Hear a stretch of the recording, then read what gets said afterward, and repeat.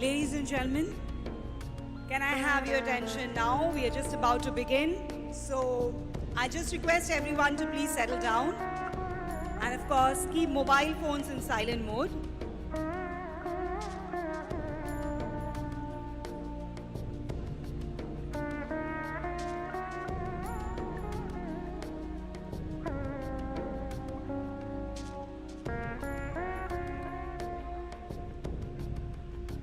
So a very good afternoon, everyone.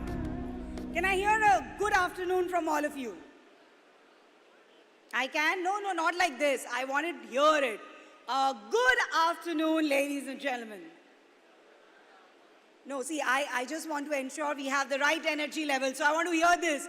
Good afternoon, ladies and gentlemen. Much better. All right, this is Diksha Tiwari extending a very warm welcome to everyone to the thematic session of Startup Odisha in association with TIE Bhubaneswar, our institutional partner, as part of Make in Odisha 2022. And let me start this session with a quote. If opportunity doesn't knock, build a door. Well, no one can understand this better than entrepreneurs in India, a country which today boasts of the third largest startup ecosystem in the globe, with over 100 unicorns emerging in the last decade itself. While entrepreneurship has been an integral part of our country for centuries now, and the Indian startup ecosystem is definitely not a recent phenomenon, the last few years, however, has seen a paradigm shift in the startup story, be it for the increased entrepreneurial initiatives, massive inflow of entrepreneurial and technology talent, more and more consumers going digital and online, or the large capital inflows from global investors. India has definitely seen a dramatic acceleration in both the quantum and the diversity of startups. Odisha itself is home to around 1,434 plus recognized startups and 25 incubators. Not just that, startups from Odisha have received nearly 351 crore funding so far during the current year. I think that deserves an applause. Such has been the startup growth story across Odisha and across India that it has also contributed in reversing the brain drain trend. Interestingly, 40% of India's startup founders and leaders come from premier engineering colleges and business schools, and they are definitely inspiring more and more young people to go the entrepreneurship way. However, the pertinent question, ladies and gentlemen, that needs to be asked is about the sustainability of this rapid growth and what does the road ahead look like for the startup ecosystem, which truly has the potential to change the face of the country in the next 2 decades. And that, ladies and gentlemen, is the theme of our session. We are delighted to have with us eminent experts from across the country to not just deliberate on this, but also help us chalk out a roadmap for the startup ecosystem wherein all stakeholders play the right part. On that note, let's get started, and needless to mention, I would like to welcome all our esteemed dignitaries now onto stage with a huge round of applause from all of you. So please put your hands together for our chief guest, co-founder at HCL Technology, chairman of Task Force for Electronics, MEITY, chairman of FICCI Startup Committee, Shri Ajay Chaudhary. Our guest of honor will be joining us very shortly, Ms. Nivruti Rai, country head Intel India, Principal Secretary, MSME Department, Government of Odisha, Mr. Saswat Mishra, Executive Chairman, Startup Odisha, Dr. Omkar Rai, and President TIE Bhubaneswar, Mr. Debashish Patnaik. A big round of applause, and I request some of those who are please coming in right now, please take your seats and get settled.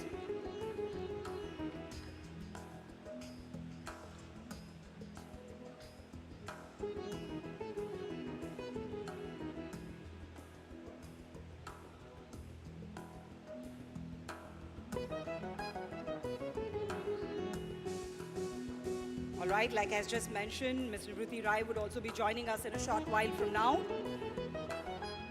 And of course, as is the customary practice, we would like to welcome all our dignitaries on dais with bouquets. So can we have the bouquets, please? Can we have the bouquets, please?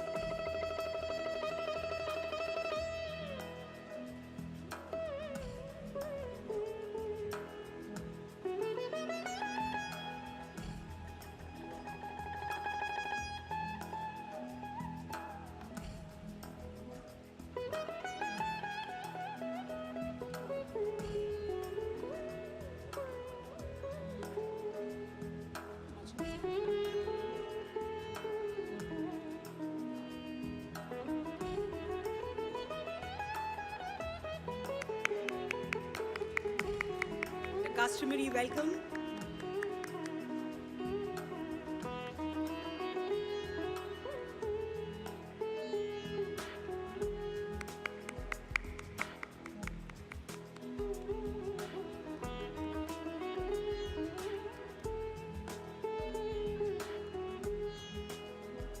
Thank you, ladies. I still see some movement in the hall. I request people to please take their seats. All right, ladies and gentlemen, as you may all have been aware, Odisha has been a top performer in the third edition of DPIIT State Startup Ranking 2021 for instituting inclusive and holistic policies and schemes to develop entrepreneurs across every corner of the state. In fact, more than 40% startups in Odisha are led by women, and I think that deserves an applause as well. We recently also concluded the Startup Yatra 2.0, an initiative of Startup Odisha, which reached 30 districts and 100 plus colleges in search of entrepreneurial talent, sensitized the youth about the basics of innovation and entrepreneurship and how they can avail the opportunities from Startup Odisha. So while innovation came in from the nook and cranny of Odisha, 11 of them would also be felicitated today for the selected ideas, which would be getting funding from Startup Odisha. In fact, ladies and gentlemen, Odisha offers the highest monetary benefits in the country for startups, and that too deserves a big round of applause. With an enabling ecosystem, world-class infrastructure, and being the most advantageous state in terms of ease of doing business, no wonder the state today has several success stories to share. And we have a video with us that showcases the entire journey of Startup Odisha so far. So let's take a look at it.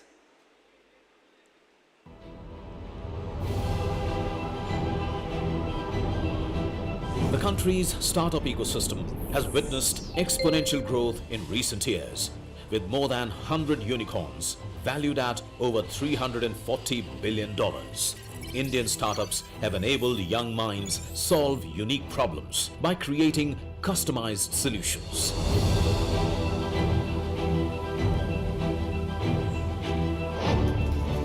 Aware of the paradigm shift in the country's startup scenario, Government of Odisha established Startup Odisha in 2016 under the MSME department for building the startup and innovation ecosystem in the state. Over the years, Startup Odisha has firmly established itself as one of the premier startup hubs in the country by leveraging the state's strengths in human capital and ICT services, thereby transitioning Odisha's economy to a digital and knowledge-based one. Extensive usage of ICT, innovation and research, backed by presence of top-tier institutes in higher education and specialized skills, has enabled Startup Odisha position itself as a breeding ground for innovation and startups.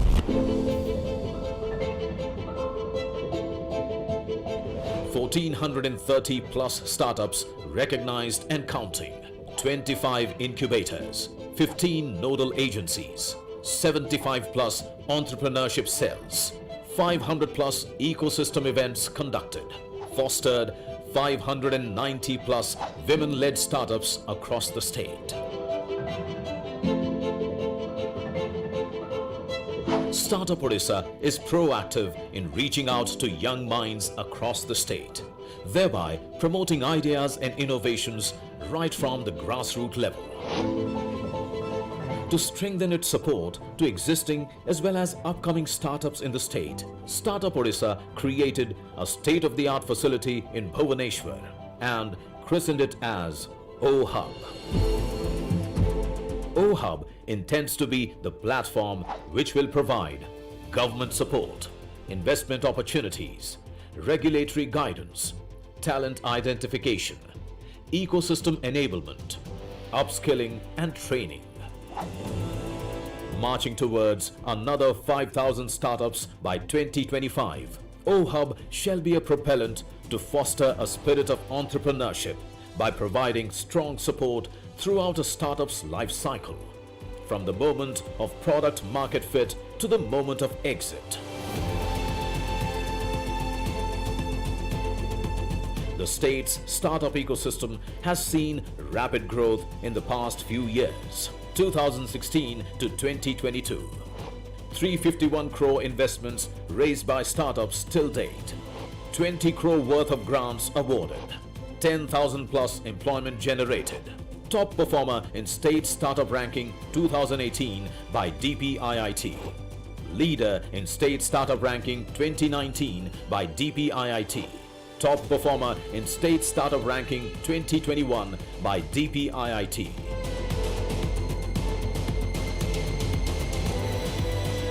Odisha is all set to emerge as the most preferred destination for startups across the nation.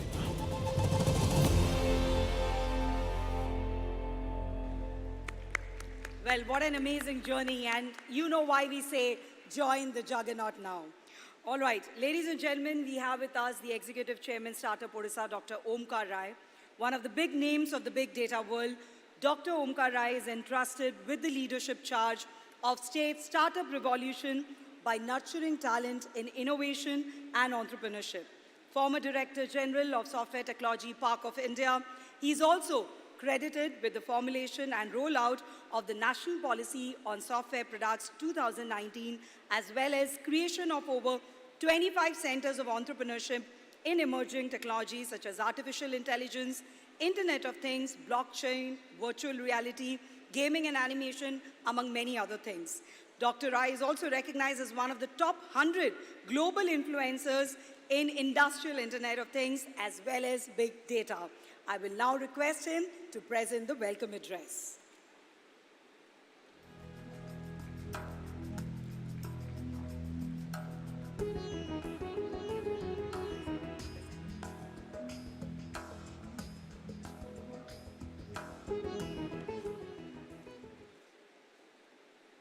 The dignitaries on the dais, the chief guest of this event, Sri Ajay Chaudhary, co-founder SCL, Principal Secretary MSME Government of Odisha, Sri Shashwat Mishra ji,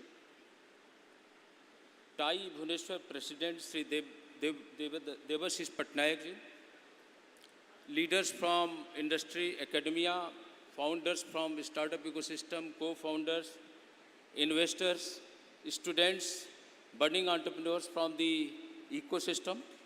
A very good afternoon to all of you. On behalf of Startup Odisha, Government of Odisha, and on my own behalf, I extend a very warm welcome to the chief guest of the event, Sri Ajay Chaudhary ji, Sri Shashwat Mishra, Principal Secretary MSME Government of Odisha, Devashish Patnaik, Tai President Bhubaneswar, and other industry leaders, leaders from academia, and the ecosystem enthusiasts, young boys and girls. A very warm welcome to all of you. This session of Startup Odisha, themed at Paradigm Shift and Road Ahead, is being conducted today under the auspices of Make in Odisha 2022. This is a platform for the deliberation, for the exposure, exhibition, showcasing, one-to-one meetings, and also to learn the experiences, to experience the prowess of Odisha's industrial growth, all-out growth, to learn from the experienced industry leaders, investors from all across the world.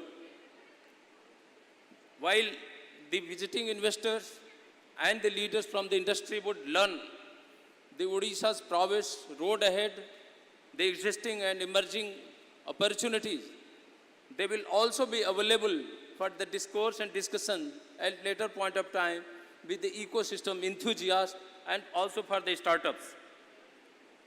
The government of Odisha places a great emphasis on the startup ecosystem. This is called a flagship initiative, a next big initiative of government of Odisha. Government of Odisha aspires to ride on the entrepreneurial zeal of the young boys and girls of Odisha, and also to capitalize and leverage from the natural resources that we have. We are a very leading state in terms of metallurgy, and certain agricultural items. And that is how we want an ecosystem of a startup ecosystem, which can not only provide, imagine, create product and services around the knowledge, but also capitalize on the natural resources that we have within the state. This platform, Make in Odisha platform, and particularly this session, is being participated by industry leaders, investors, policy makers, and thought leaders. And while after this session we have certain panel discussion along with the valedictory session, and I am very sure that the audience here, the startups, the budding entrepreneurs, the enthusiasts will learn a lot, and they will also be able to connect these leaders from the guest industry and investment ecosystem. As I said, Startup Odisha, which is a flagship initiative of Government of Odisha, was created in 2016 with the aim to become one of the top 3 startup ecosystem in the entire nation, to ensure that the ecosystem of Startup Odisha or startups within the state becomes inclusive by ensuring that not less than 33% of the startups are led by women. I am very glad to share you, I take pride in sharing you, that we are on right track. So far we have more than 1,430 startups in our fold, out of which 593 startups are being led by women. It constitutes about 40% of the total strength that we have. We work very closely with the incubator ecosystem, and so far we have 25 renowned incubators in our fold who are helping us in propagation and implementation of our policies and ideas. We also work through R&D institution, technology institution as nodal agency who help Startup Odisha in bringing domain knowledge and expertise, and we benefit from their domain knowledge that they have to offer. We are best in class in terms of incentives. Even if the policy of Odisha Startup and Innovation Policy came in 2016, which was subsequently revised in 2018, is still best in class in terms of incentives, hand-holding, and ease of doing business. We are aspiring, we are having the ambition, and we are revising it further to make it even more attractive and better. So far, the Startup Odisha has been able to conduct 500 ecosystem events in a very small period of time, and the startups of Odisha have been able to attract more than 351 crore external funding, which proves the mettle of the startups of Odisha. They have been able to attract not only the grants from Startup Odisha in tune of 22 crores, but they have been able to attract external funding too. We have been able to create minimum 10,000 jobs. And that is why I say that the startups ecosystem in Odisha has been able to attain its critical mass. And I am very sure that from the thirst, from the focus, and from positioning that the government of Odisha poses on the startup ecosystem, its initiative of Startup Odisha, I am very sure that in times to come, we will be able to fast track our growth, and we will be able to achieve the vision as led by the Honorable Chief Minister of Odisha, Sri Naveen Patnaik ji, to emerge as one of the top 3 startup ecosystem in the country, and also to have more than 5,000 startups by 2025. This session, Paradigm Shift, Startup Paradigm Shift, has been divided in four sessions. And the subsequent session is the investors discussion, investor panel discussion themed at investors outlook on building scalable innovation. This session is being participated by who and who of the investor ecosystem of this country and even from abroad. Further, another session will be followed by the investor panel is themed at entrepreneurship, a sense of new Odisha. This sentence itself implies the kind of resolve this state has. It is transforming, it is transitioning towards a very entrepreneurial state. And I'm very sure that during the panel discussion in this unicorn panel also, where 4 industry leaders, founders of unicorns are participating, most of them have a very great connect with the state of Odisha. 3 of them hail from Odisha and they are working very closely with the startup ecosystem of Odisha. And further, we have a exhibition, a very vibrant exhibition in this pavilion where 21 chosen startups are exhibiting, showcasing their product and services. I'm very sure that most of you will visit and understand their product and services, and they will also benefit from the interaction one-on-one meeting that can be and is planned for them. I am very sure that the kind of ecosystem we have in the state, where we have 23% all knowledge-based startup, IT, telecom, and software services, followed by agriculture and food production. As I said earlier, Odisha wants to thirst the job creation, product creation in terms of food production, so that we can capitalize on the agricultural produce that we have, use agricultural technology, and nurture a large number of startups in this field, so that the augmentation of livelihood can be ensured on one hand. Other hand, we could promote large number of startups in the agricultural ecosystem. Same way, we want to promote the entrepreneurship and startup in food and beverages sector too. We must say that Odisha is a great, Odisha, particularly Bhubaneswar, has emerged as an educational hub, R&D hub, technology hub, and that is how our 25 incubators spread across Odisha are being classified and seen as a very wonderful, very vibrant incubation ecosystem.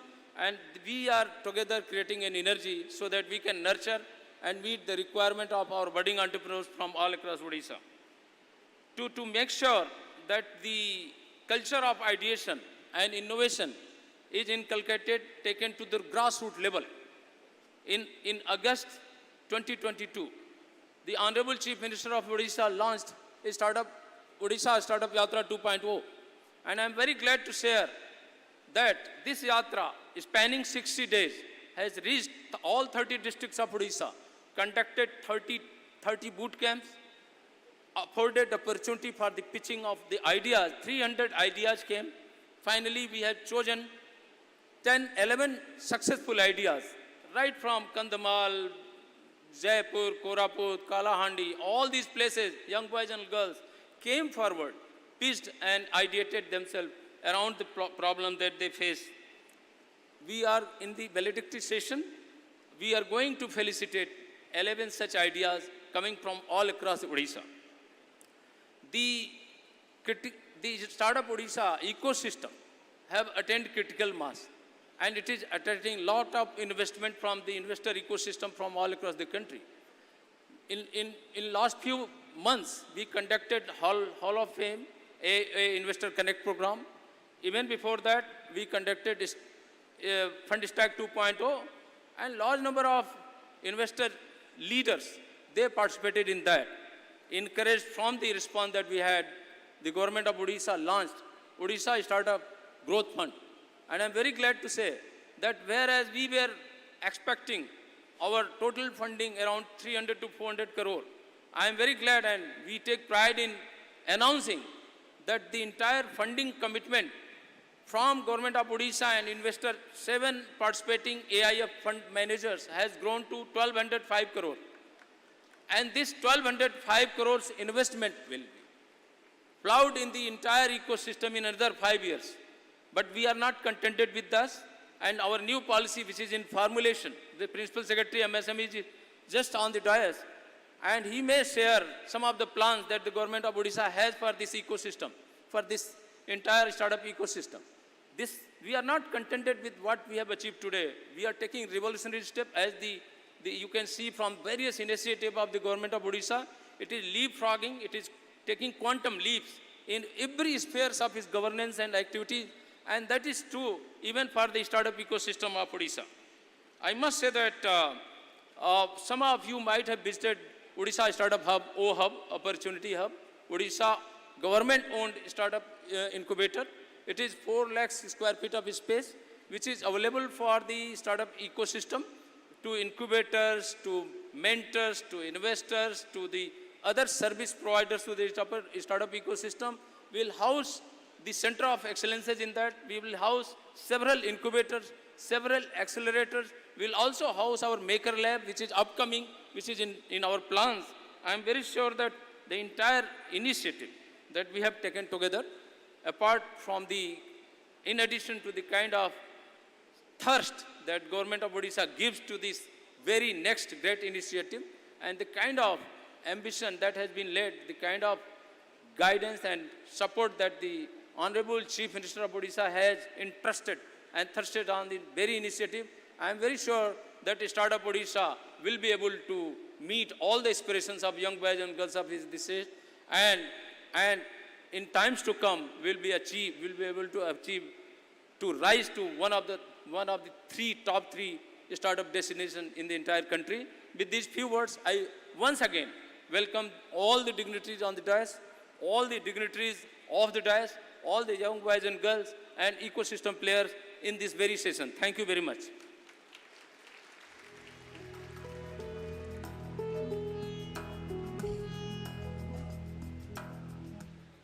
Thank you so much, sir, for setting the tone for this session and also letting the audience here know about the startup prowess and the ecosystem of Odisha.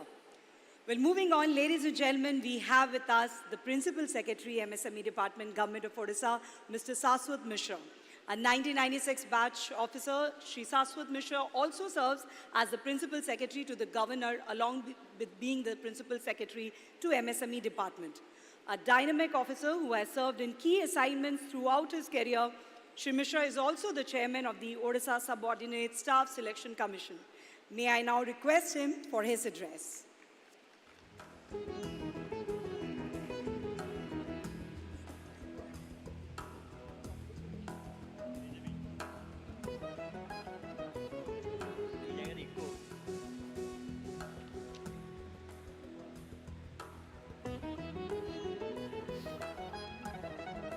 Respected dignitaries on the dais, Dr. Ajay Chaudhary, Dr. Omkar Rai, Sri Devasis Patnaik, dignitaries of the dais, the Principal Secretary Industries was very much present here. He has, I think, left. He's the chief architect of this super mega event. I'm glad that he had come, though for 5 minutes he had come to this session. So dignitaries of the dais, especially the investors who have come here for the panel discussion, my colleagues of the Startup Odisha, all the new entrepreneurs, startup professionals, invitees, guests, and print media friends. I took over as Principal Secretary of MSME Department just 30 days back. And as you know, MSME Department is the administrative department of Startup Odisha. So on behalf of Government of Odisha, on behalf of MSME Department, I extend a warm welcome to all of you who have come in such a large number to fill up this plenary hall and to attend this startup session. So I thank you once again that without your support, this wouldn't have happened. Our Honorable Minister, MSME, Industry and Energy was supposed to join, but because he has to also attend other parallel events going on in this campus, he would be joining in the valedictory session at around 5 o'clock. So looking forward to the joining of Honorable Minister to this event. I proceed further. Since as I said, I'm just 30 days old in this department. So I'm also starting up to learn about the startup system. I don't know how many months it would take me to learn about the entire ecosystem of startup, but I think I'll catch up very fast. So as I don't know much about the startup activities, the ecosystem, the concepts, the schemes, the activities, so I won't be speaking anything about startup. But I would be attending this session till the end, and please rest assured that I would be listening to every word of yours with rapt attention, because it is you, all the startup ecosystem stakeholders, who would bring up this startup system to a very high level, and all your travels, your pains, your success, your failure, your journey, your ideas, everything is extremely important to all of us.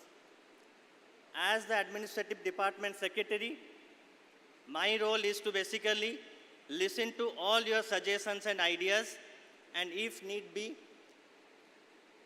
we can think of some policy change in the startup sector.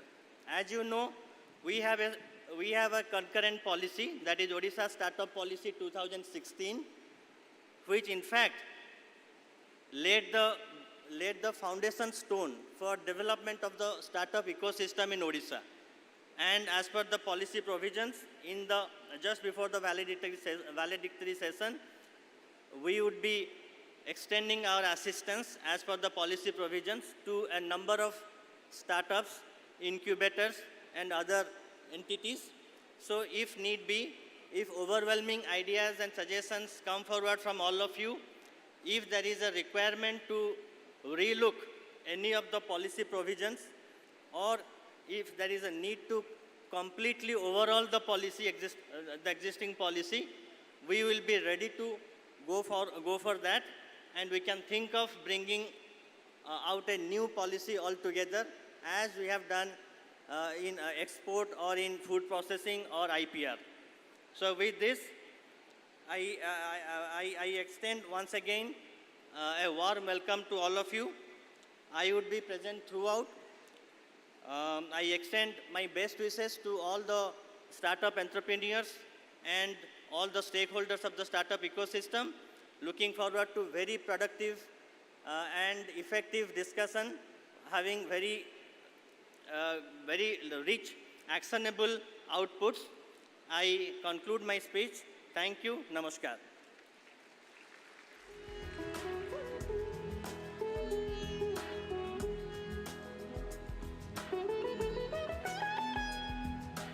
Thank you so much, sir. And we know, sir just said that he's been 30 days old, but the vision that he already has for the MSME department, I'm sure it's going to take the department and the startup ecosystem to new heights of success. Thank you so much, sir.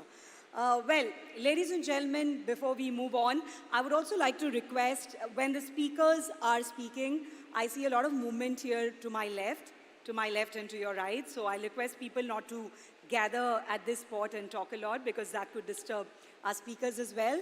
And movement while the speakers are speaking. So I'll also request audience to please stay settled at the back.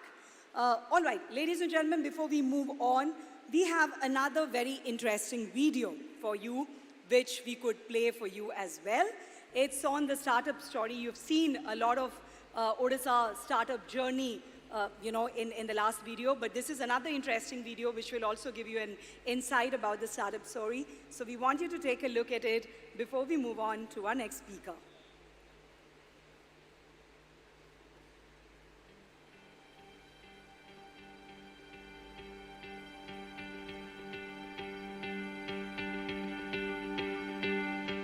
मुझे संजोग साहू मु माटी farms बोली गोटे agri food startup रो को founder मु चिलिका ओडिसा रो बासिंदा आउ माटी फार्म्स हला गोटे एग्री फूड कंपनी जो थरे कि आमे स्वीट पोटैटोज आउ अन्य ट्यूबर क्रॉप्स और रूट क्रॉप्स जोड़ा ओडिसा रे बहुत परिमाण रे हुए तार आमे चिप्स आउ पाउडर बना आउ यार फ्लेवर और टेक्सचर भी आपण जदी तार बास्नाटा आउ तार टेस्टटा भी बहुत ही अलगा आ तार गोटे बहुत प्रकार डिमांड अछि विभिन्न माने हमरो जदी बेकरी इंडस्ट्री हला केक्स आउ जे प्रकार बेकिंग आइटम्स अछि आमे ए जो चिप्स पाउडरटा बनाउ जे कंदमूल रो आउ अन्य ट्यूबर क्रॉप्स सेटा आमे डायरेक्टली सोर्स करू स्मॉल होल्डर फार्मर ओडिसा सारा अछंती विभिन्न जिल्ला रे तांको हम डायरेक्टली सोर्स करू जेतेबेले कंदमूलटा फैक्ट्री को हमर पहुंचे फर्स्ट स्टेप हला तार sanitization and once it is sanitized आमे ताको कोल्ड रूम का आनी के हम रखू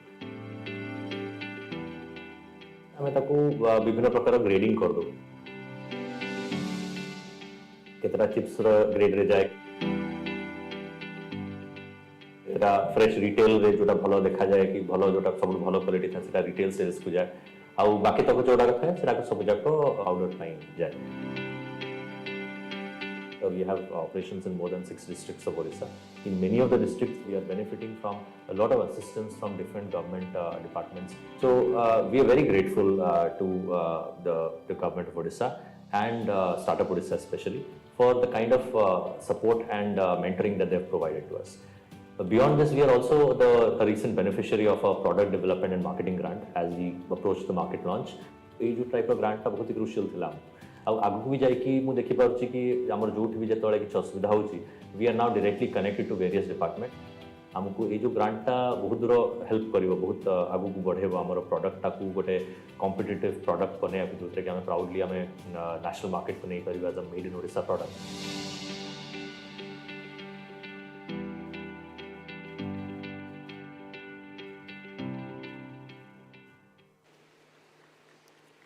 Right, one of our success stories here. So,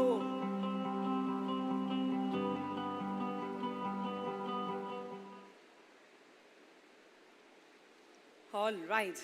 So, ladies and gentlemen, we are really privileged today to have Amit as our chief guest, Padma Bhushan recipient, Dr.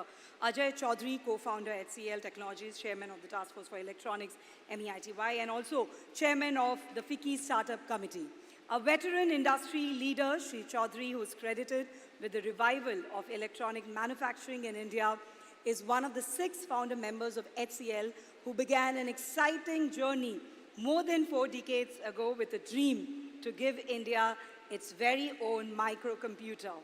An ideator, innovator, investor, also referred to as the father of hardware, he has been the key force in driving the growth of HCL, India's original IT garage startup.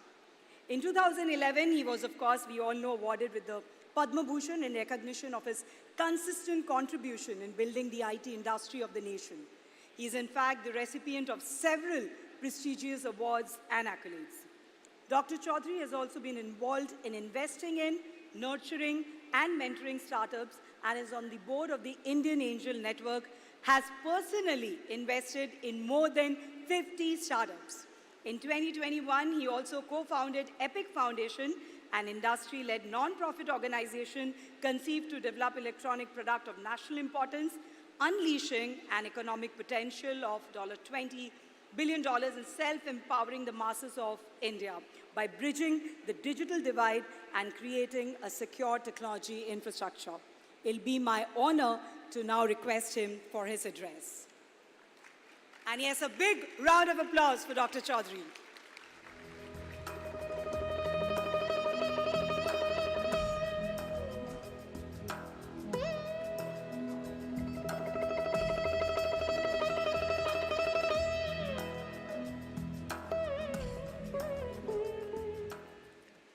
Can you hear me properly? All okay? Sound is okay? Because I observed earlier the sound was not okay. So I requested them to correct it. I hope it's all fine. Good afternoon. It's really a pleasure to be here on such an occasion when Odisha is having its conclave of bringing investors from all over the world. And I think it's appropriate that we talk about startups today. And I'm grateful to Dr. Rai for giving me an opportunity to come and talk here about what I believe is an area where Odisha can actually excel. And it's always good to actually sometimes decide what to do rather than doing everything. So I'm going to talk, since I come from a pretty much electronics and hardware background, I thought I would talk today a lot more about what needs to be done in the hardware startup ecosystem in the country. Well, first of all, what I'd like to mention is that, as we all know, startups are at the heart of innovation in any country. And at the end of the day, it's all about aspiration. If you have the aspiration, you can succeed. Resources are not relevant. So my guru in Michigan University used to be the famous Dr. C.K. Prahalad, and he always used to say, A is greater than R. So if you have the aspiration, resources happen. So let me give you an example. The example is of HCL. 6 of us had a dream, and we wanted to create a computer company in 1976, at a time when it was all about license Raj. And if you were a startup, for you to get a license was close to impossible. What did we have? Our resources were 6 people and 1.86 lakhs of money. That's all we had. Okay? And today, HCL is a $10 billion company employing 200,000 people. So it's all about aspiration. Do not worry that I don't have the money, etc., etc., etc., because no longer that is an issue. In the time when we started, everything was an issue. It was a closed country, imports were not allowed, components were not available, license had to be got, but we managed. And how did we manage to start the company? We found that UP government was sitting with a license for manufacturing computers. We went to them and said, let's join hands to create a company. And that's how Hindustan Computers Limited got created. So, any of you who want to start a new business or a startup, please don't think about, this is what I don't have. I think if you have aspiration, everything works out finally. Now let's look at the whole global situation today. The world is in a lot of turmoil. There's been COVID, there has been the war, there has been zero COVID policy in China, and it's disturbed the complete supply chain all over the world, in every area you can think of. And in electronics, definitely, because China is such a huge supplier of electronics to the world. And pretty much 70% of the world's supply chain sits in China. Now, under these circumstances, the world is now very seriously looking at an alternate country where they can source their products. And which should be that country? Vietnam, Indonesia, Thailand, Singapore, or India? I guess the answer is pretty obvious. We have a very large, huge domestic market, and we also have something that a Vietnam or an Indonesia or a Thailand don't have, which is design capability. So if we combine our design capability along with electronics manufacturing and start creating products for the world, I think we have a great, great, great opportunity at this moment. So this is where I feel it would be good for the country to start looking at startups in hardware. Many years ago, when I wrote my first report on electronics, I had specifically stated that one day the electronics import bill will be higher than the oil bill. It pretty much happened till such time when the oil prices went up. There have been, interestingly, some clear initiatives to roll the whole startup product manufacturing space in this country. The first of its kind in India, and this is where Dr. Rai was involved with me, was to set up the Electropreneur Park in Delhi University along with STPI and IESA. And that startup was then moved to Bhubaneswar also. Bhubaneswar also has a similar electropreneur park. At Delhi, this electropreneur park, which is completely focused on hardware, created 51 hardware products, 51 patents, and 23 of those startups have been already funded. Now, actually, the figure is around 35. This EP is expected to grow to be a hub with 20 spoke centers at the next level of its growth. So I think what has made it successful is an access to holistic ecosystem to accelerate programs like Startup India and Make in India. And every kind of facility was provided to a startup in the Electropreneur Park. Such support programs have been replicated elsewhere in the country. You see the T-Hub Foundation in Hyderabad, the Maker Village in Trivandrum, and similar programs in Chennai, etc., where mentorship from idea refinement to business development help to create a full, thriving Make in India design ecosystem with support on ESDM technical recruitment, establishing processes, sourcing, test infrastructure, and help in product commercialization has been done. We meet many, many more initiatives like this in this country because the opportunity size for the world market is so huge. And the opportunity in India itself is so huge. Today, as I said, we are a huge importing country for electronics. Time has come for us to start making our own products and designing products in India.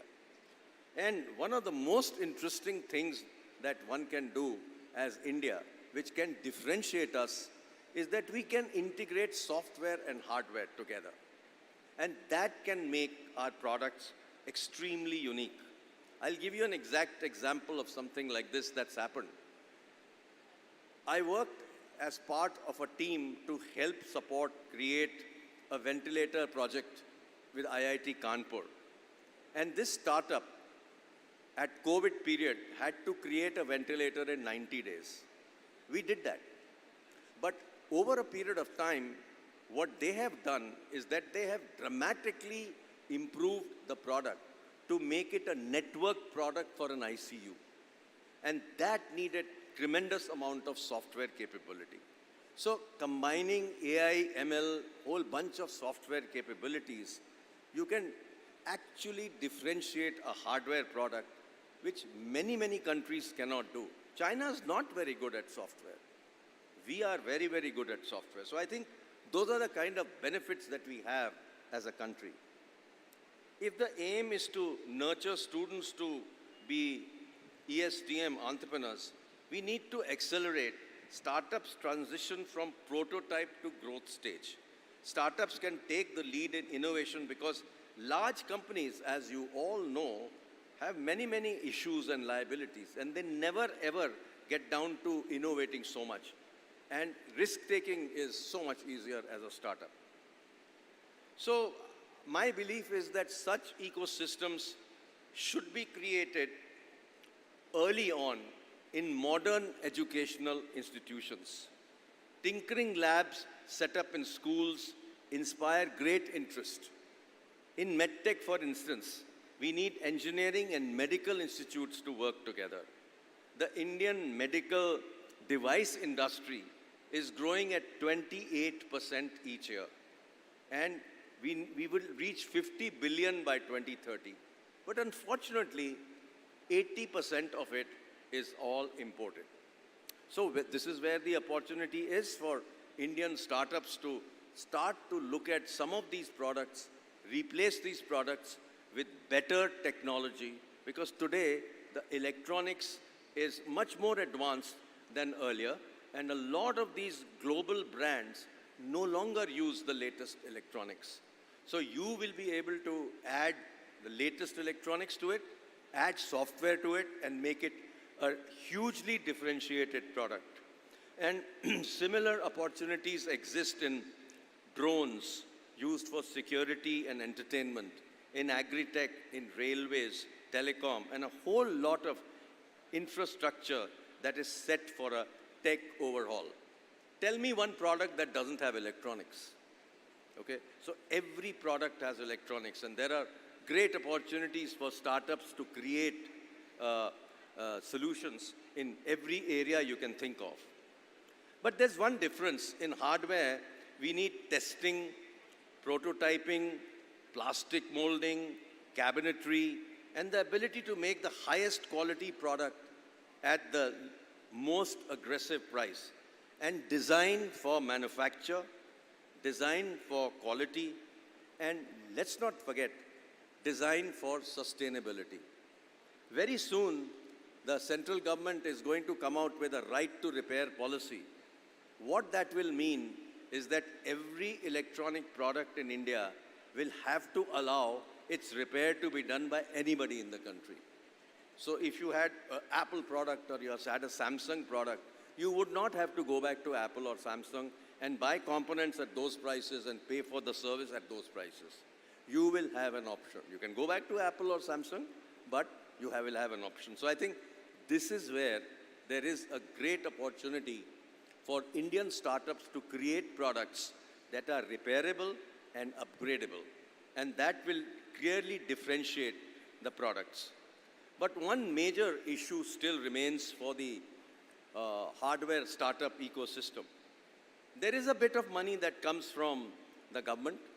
Government has good schemes for startups with the initial 20 lakhs, 30 lakhs type of funding. But electronics and hardware need patient funding. You need people who have the patience to see it through. And some angel groups like Indian Angel Network are today investing in hardware. But if you look at the VC environment, there is hardly any venture capitalist that's actually putting money behind hardware. And that's a very sad state of affairs. This is something that a state or a central government needs to correct so that there's more encouragement for VCs to invest. There are very good, successful models in the country for technology development. The biggest successful model to my mind are two successful models. The first one is the BIRAC model, which is the Biotechnology Industry Research Assistance Council. Here this is a challenge that invites proposals, and the challenge calls for development, validation, pre-commercialization of products and technologies. Many years ago, we had proposed to the Defense Ministry that we should have a similar concept like what DARPA has. That's the defense organizations in the US, where they actually tell startups or organizations, go create this product, we will co-create with you, we will pay you 40-50% of the money for making the product, and if you make the product, I'll give you so much business. Now that makes the job of a startup much easier. That is, they also have a very clear go-to-market strategy.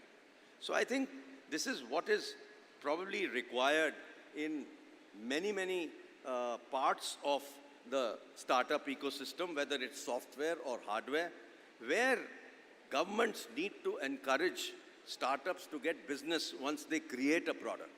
And India needs to be a product country. We were a very large services country in terms of software. Over the last 8 to 10 years, we have seen the movement towards software products.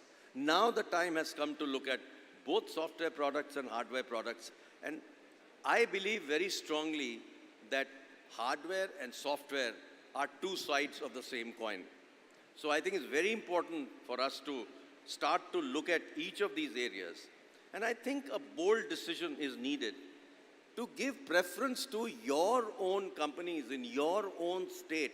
If they create a product, please give them preference for buying from the government. I think this is part of the central government policy also, and some state governments are definitely also following this, what is called a preferential market access. I think this is something that is very important for us to encourage startups to grow. So I think what I'd like to mention lastly is I want to leave it with a message to say digital is all about 0 or 1, right? Odisha needs to take a paradigm shift and be 1, not 0. My suggestion is to choose to be the best state in product development, both hardware and software. But definitely look at the huge opportunity in hardware and create a full ecosystem so that a lot of startups can come out of Odisha that can create products for India and the world. There is, as I said, a huge global opportunity today. And please don't do a scattershot approach. Don't invest in too many areas of startups. If you focus on a few, select the right few, like deep tech, like hardware, etc., and med tech, etc., and stay focused there rather than have a very large, unfocused situation. If I were given the state to run, I would identify 100 products and put all resources behind these so that in the next 5 years I create 100 products out of Odisha and make it the #1 state as far as product development is concerned. So I think what is needed is boldness, and what is needed is differentiation. We need to be not doing the same things what other states have done. Let's do something completely different. And let's be #1, let's differentiate, and let's be extremely successful in this whole area of startups. Thank you.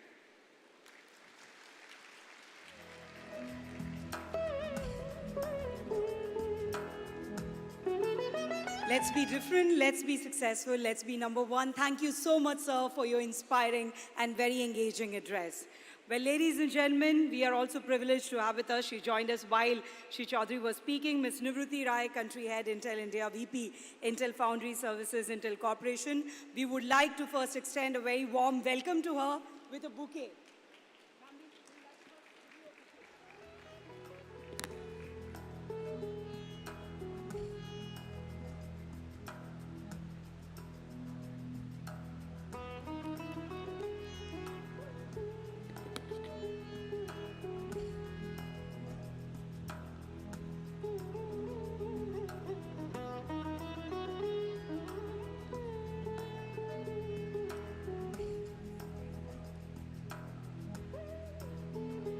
And ladies and gentlemen, it's now time to hear her. So let's give her a big round of applause. Thank you so much, ma'am, for your esteemed presence in this inaugural session. We would love to hear what you have to share with us today.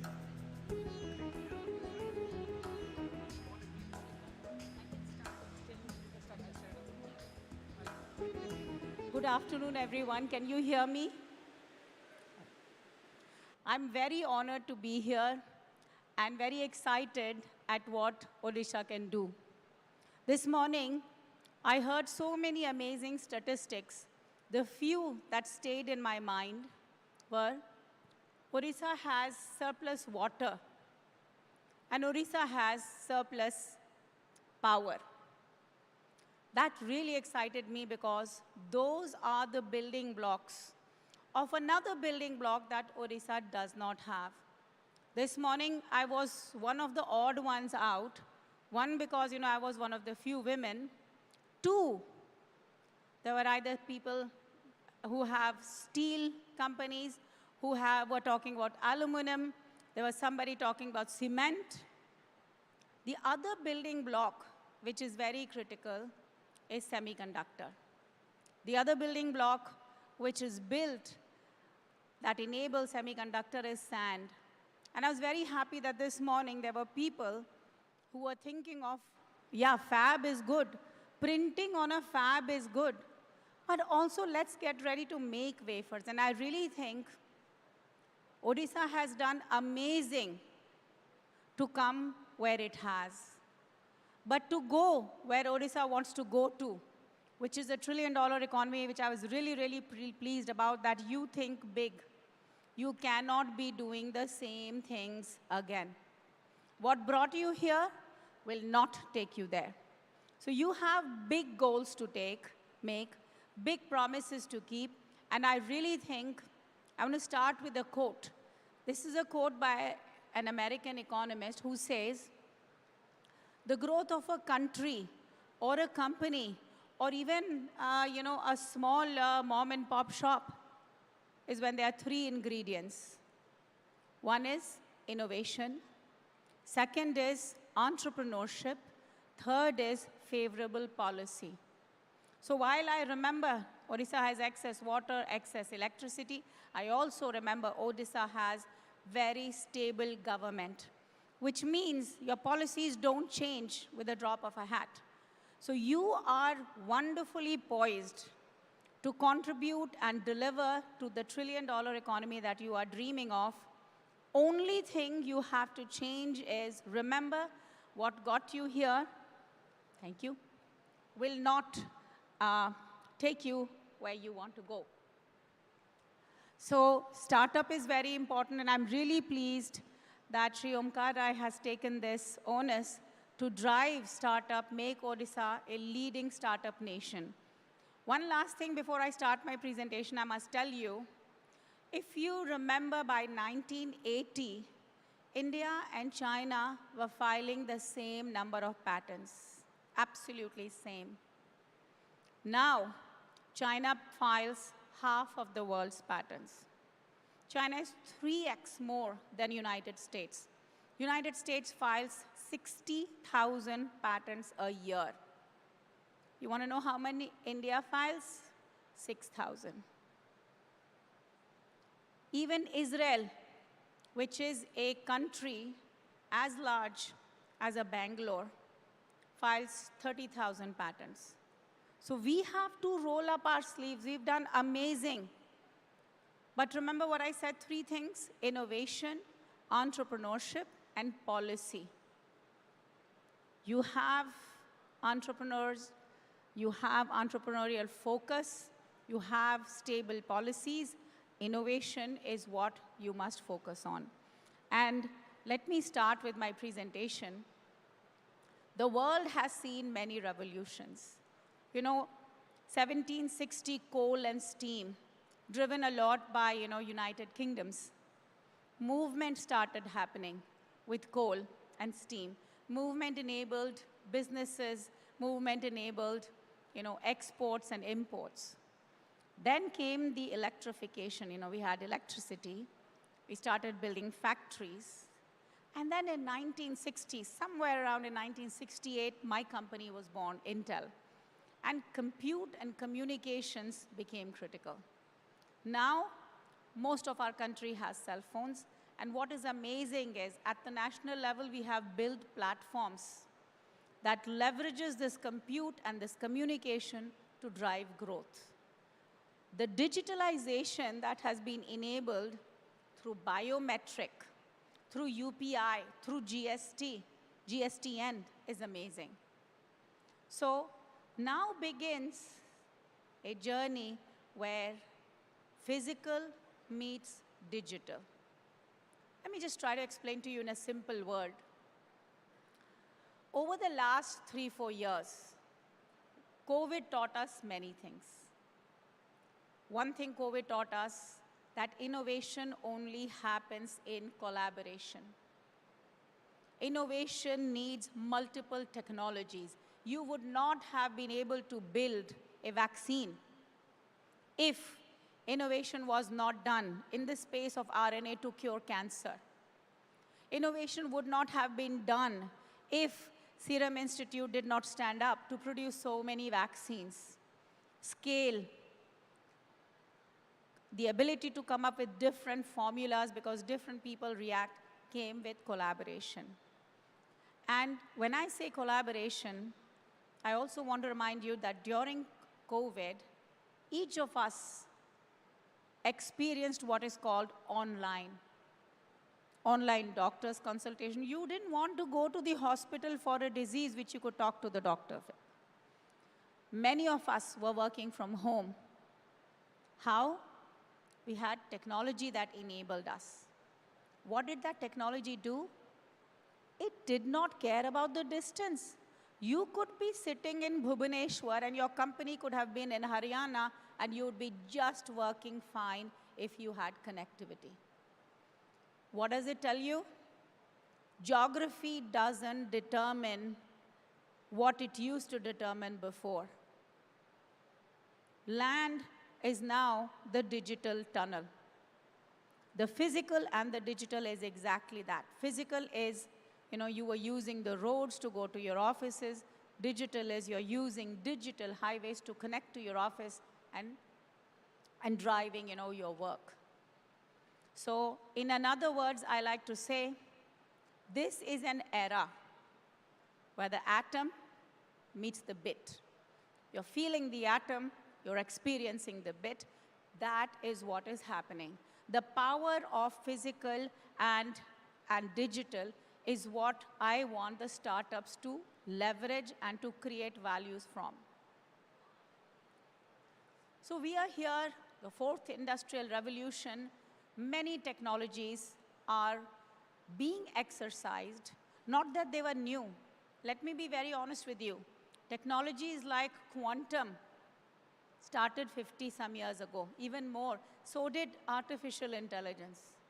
Why is all of this becoming so much important and such a buzzword?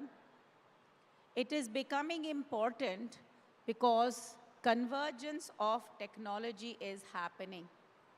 The batteries became 90% cheaper over the last 5 years. In the year 2000, 1 teraflop, trillion floating point operations. And why is teraflops important? 3 teraflops can do mine and yours genome sequencing.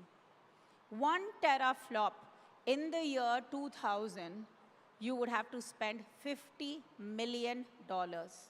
Now, 1 teraflop for $100. That is why, because compute has advanced so much, because batteries are becoming cheaper, because 5G has 10x lower latency than 4G, many of these technologies can now deliver the value and the potential that they are capable of. Process everything. If you're able to do 1 teraflop in $100, you can do genome sequencing. Imagine the kind of matrix multiplication you can do. And people who have understood AI a little bit understand that artificial intelligence, machine learning, brain-inspired learning, deep learning requires a lot of matrix-like multiplication. It's like trying to solve multiple equations and come to the most optimal point. To do the most optimal point, you need a whole lot of compute. And because compute is cheaper, you can do processing everywhere. I'll tell you, in India, today, the data center capacity is about 750 megawatt, 750 megawatt. By 2027 and 2030, it's going to more than double. The need of the data centers for India is going to become 2 gigawatt, more than double. What is it telling you? It's telling you we need to process more, we need to store more, and if you're storing more, processing more, you have to move faster. So what is exciting is, yesterday I was in Carnegie's Global Tech Summit. I was very excited that India is already thinking of 6G. We were late in adopting 2G, 3G. We almost skipped 4G. We have hero use cases of 5G, but we are already thinking 6G. Why? If we are generating this kind of data, doubling up the data center requirement, we need to transmit that kind of data to create value. So the technology inflection is happening as we speak. Now, I've already talked to you a little bit about why innovation is so much important, why Jugaad bothers me, why we need to think big. I don't have to tell you, because when I came in this morning, I absolutely loved it that Odisha is dreaming of $1 trillion GDP out of this one state itself. So huge round of applause to all of you. You think big, you dream big, then you can deliver big. But to deliver big, you have to look at what are the technologies. And I told you, a phone wouldn't have happened if the batteries were not there, or the compute was not there, or the ability to connect was not there. So you see, a product is a convergence of several technologies. So our startups need to think of what are those technologies. 96% of the deep tech companies are using more than 2 technologies. Like I said, phone, semiconductor, speed, battery, connectivity. 66% use very advanced technology. And I'm really happy that we are already thinking of quantum. Now, quantum compute you're all aware of. Just very simply, quantum will enable so much speed because a tangled photon, which could be several hundred kilometers, miles away, will behave like this photon which is sitting with me. So the speed is going to be almost like the speed of light. You will not experience. Imagine the download, how fast it could be. So many of our, people in India are thinking quantum internet. How can we leverage? We're talking 5G, we're talking 6G, we're also talking quantum. Quantum internet is supposed to be unhackable. It's supposed to be getting to the speed of light in terms of data transfer. So, all of those are the new technologies that people are already looking at. AR, VR, all of those. 70% own patents in their technology. Now, this one, I really, really want us to roll up our sleeves and figure out new ways. Get out of the Band-Aid mode of jugaad and get into how can I file international patent? How can I protect? How can I protect through infringement? And like I said, our country, our state, you and I, need to focus on filing many more patents, many more new ideas. And then, a lot of us are focusing on sustainability, the world, the global warming.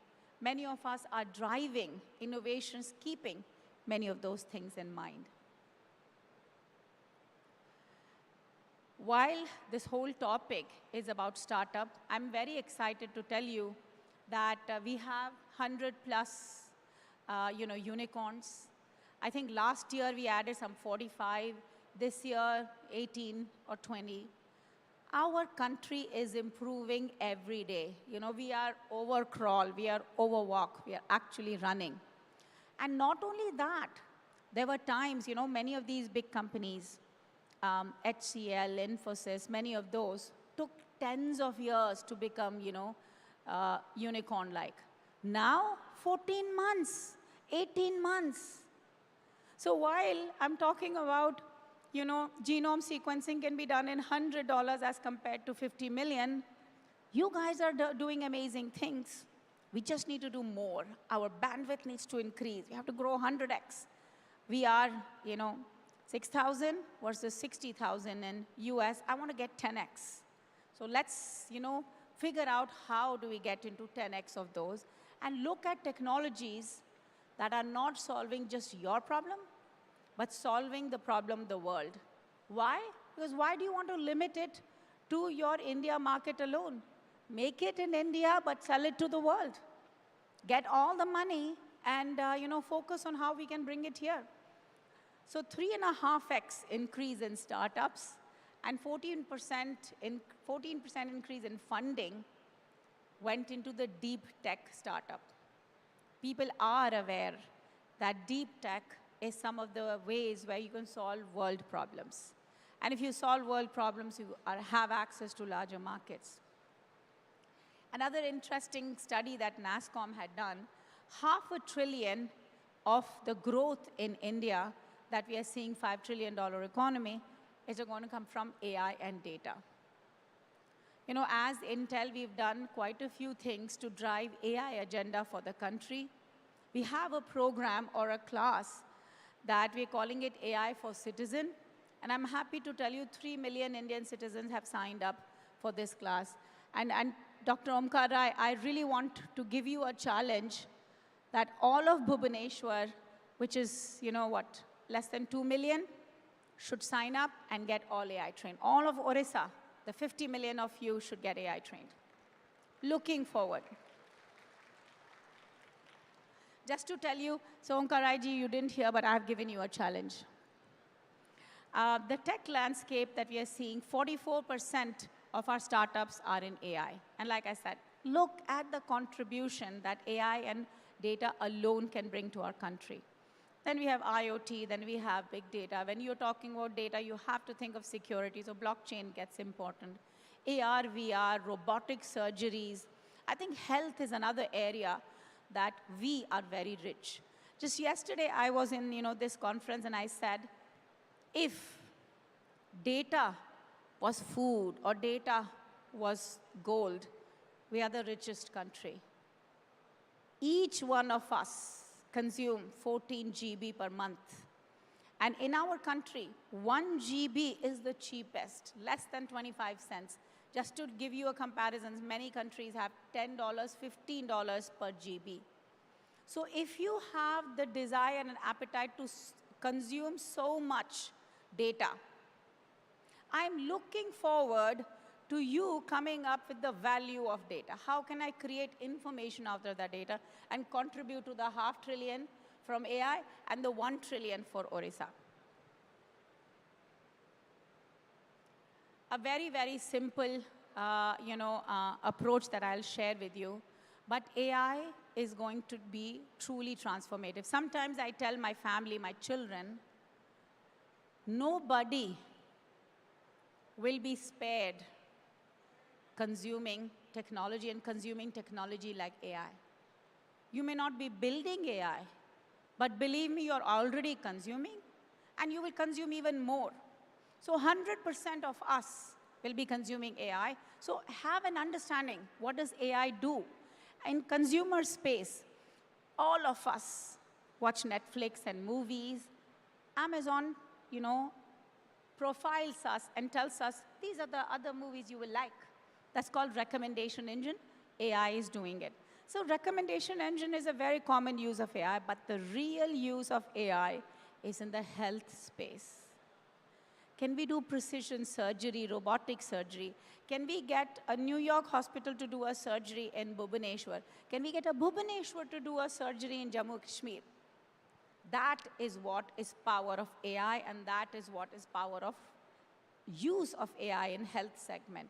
Retail, I will tell you, in many of the stores, people are profiling you again based on where you are even looking. There are little cameras that are, learning you, and again doing the AI recommendation. Governance, what can you do? Of course, we've heard lots of interesting stories in the West of misuse of data in governance. Apart from that, there is a lot of value that AI can provide. Energy.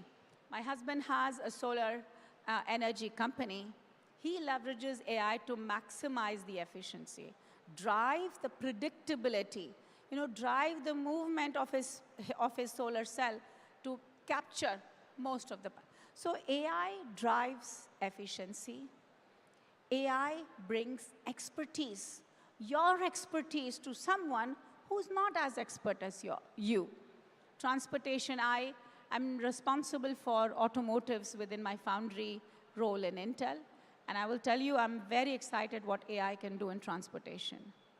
India sees 11% deaths on the road with only 1% of world's automotives. 10x more. Driver mistakes, road infrastructure mistakes, and then automotives. So we are looking at how AI can address all of that. And similarly, industrial and other use cases. A very simple, fun forward that I actually got in WhatsApp that I've leveraged like anything. If you look at 1% efficiency improvement per day, whether it's through automation, whether it's through analytics, whether it's through AI, whether it's through your own efficiency, you'll create 38 times more value. That's what I'm looking forward to with many of these technologies that I have talked about. In order to be able to drive many of this, I'm going to re-quote the American economist who says, to drive growth, you need policies, you need entrepreneurs, and you need innovation. I will add academicians to it because our academicians are often who build or define a lot of standards, a lot of proof points that the industry can then go scale. Our point is, how can we bring all of us together? In Intel, we have a program called Plug-in Alliance, and I learned over the so many years, this Plug-in Alliance is like a circular structure for startup. It has VCs in it, it has startups in it, it has MNCs in it, large companies, medium companies, small companies, such that an amazing idea, and academicians, an amazing idea gets generated, a startup picks at it, the VC funds it, and a large company becomes your customer. And I realized companies like us, who have the onus to drive growth in entrepreneurship, cannot just incubate a startup and let them go. 90% of startups die within 5 years. So our goal is hold hand with the startups, enable them to go to market, then let them free. And that's the whole bringing together concept that I'm talking about. I want to finish with one last statement. This world has been running on the shoulders of technology over the last so many years. If you want to make the leap, if you want your economy to be 1 trillion, you need to give a jump start and bring in all the technologies, become the most digital city for the country and drive the innovations, stand on the shoulders of technology and win your trillion. Thank you.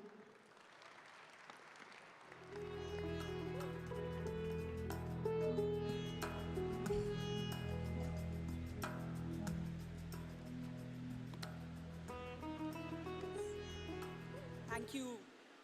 Thank you so much, ma'am, for that wonderful address. Well, ladies and gentlemen, before we close this session, I will now request the President, Bhubaneswar, Mr. Debashish Patnaik, to first present mementos to all our esteemed dignitaries on dais as a token of appreciation from our side for gracing this session and the inaugural ceremony of this session.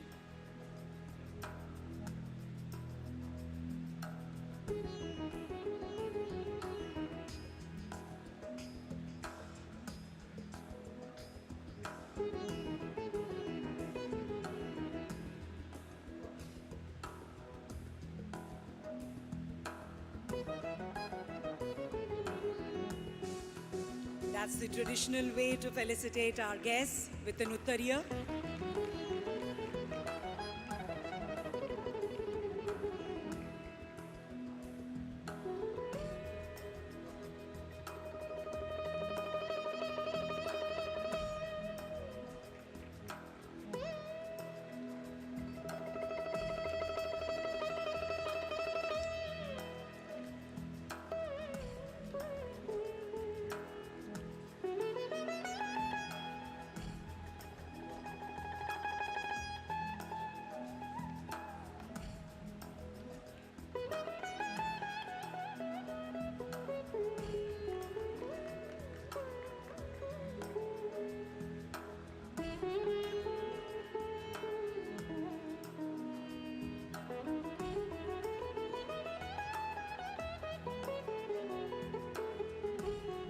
Not just the exchange of mementos, not just giving away the mementos, but a lot of warmth and smile that we see. Could I also request Dr. You've given everyone? No, okay, all right. I'll request Dr. Patnaik to now also, Mr. Debashish Patnaik, to give the vote of thanks.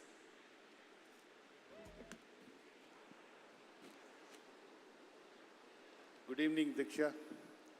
Dignitaries on the dais, ladies and gentlemen, I'm literally barging into this Thanksgiving because we have 2-3 sessions lined up after this and we are running late by half an hour. But let me put on record our extreme thanks to our chief guest, Dr. Ajay Chaudhary, our guest of honor, Ma'am Nibruti Roy, our Principal Secretary, MSME, Government of Odisha, Sri Sashwat Mishra, and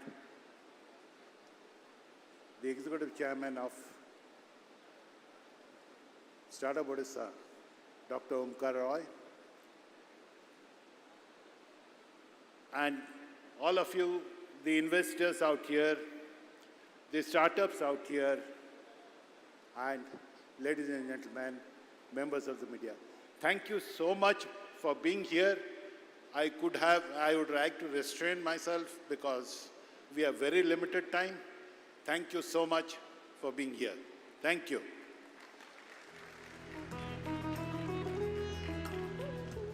Thank you so much, Sri Patnaik, and I would like to thank all our esteemed dignitaries on dais. Let's give them a round of applause for this wonderful inaugural ceremony that has definitely set the tone for the rest of the program. Thank you so much, everyone. We'll request people to stay settled because we'll take a very short break before we move to our next discussion, a panel discussion. So we'll request people to please stay settled.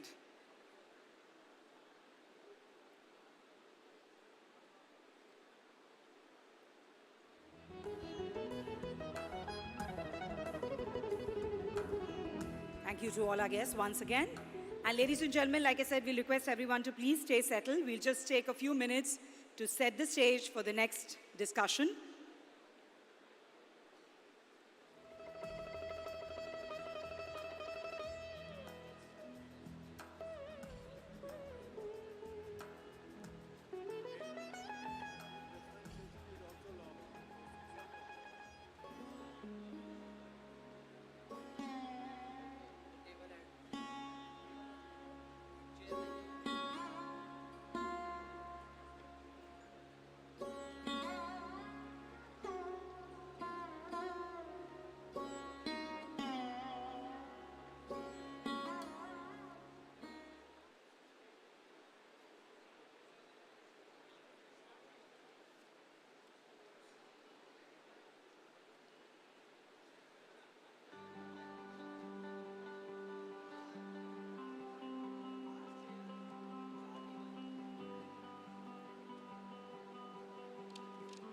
ମୁଁ ଦୁର୍ଗା ପ୍ରସାଦ ମିଶ୍ର ମୁଁ ସମସ୍ତଙ୍କୁ ପ୍ରକୃତି ପ୍ରାକୃତିକ consumer products private ଲିମିଟେଡ଼କୁ welcome କରୁଛି। ଗୋଟେ ଜିନିଷ ମୁଁ feel କଲି ୱିଥ୍ ମାଇ ପ୍ରିଭିୟସ୍ ଏକ୍ସପିରିଏନ୍ସ ଯେ କଞ୍ଜ୍ୟୁମର ମାର୍କେଟରେ ବର୍ତ୍ତମାନର ଯେଉଁ ରେଡି ଟୁ ଇଟ୍ ସ୍ନାକ୍ସ ଅଛି ମୋଷ୍ଟଲି ସବୁ ସ୍ନାକ୍ସ ଆର୍ ଡିପ୍ ଫ୍ରାଏଡ଼୍।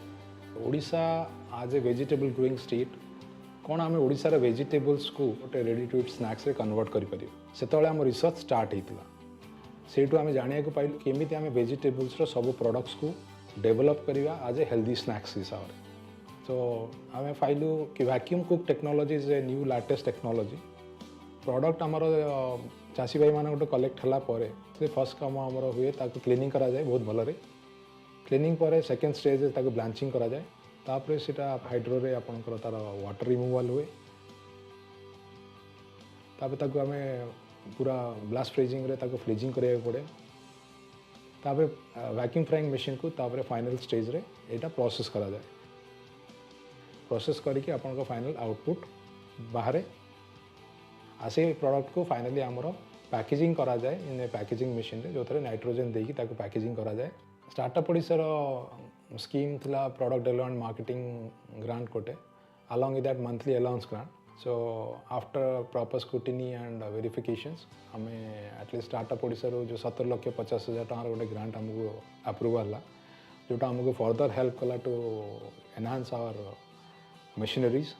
मो Prakriti Prakrutik consumer products private limited रो एंटायर टीम तरफ startup Odisha and our honourable chief minister mister Naveen Patnaik हमको स्पेशली धन्यवाद जनइबी। तांको द्वारा तांको प्रोत्साहन द्वारा आज आम गोटे सुजोग पाइचु निजक एस्टाब्लीश करने आ फर्दर सोसाइटी किसी नुआ प्रोडक्ट्स डेवलप की आग को बढ़ापी एंड आम भावुँ with our that noble mission will make it successful.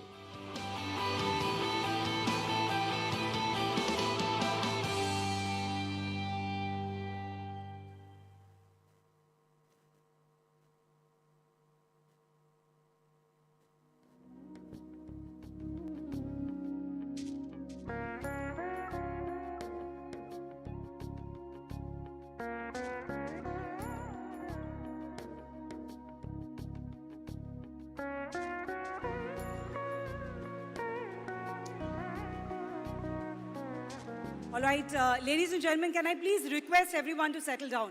We're just about to begin. I see a lot of guests here to the left side, which is the right side for you. Please, I request all of you to take your seats. We're already running a bit late and we would like to start the session ASAP. Can I please humbly request everyone to take their seats? And once again, I would request on the entrance, near the entrance side, we see a lot of people standing while the session is on. It creates a bit of disturbance. I request everyone, why don't you just please take your seats? I know we all want to stretch our legs, but I think we have done that now, so everybody, please take your seats.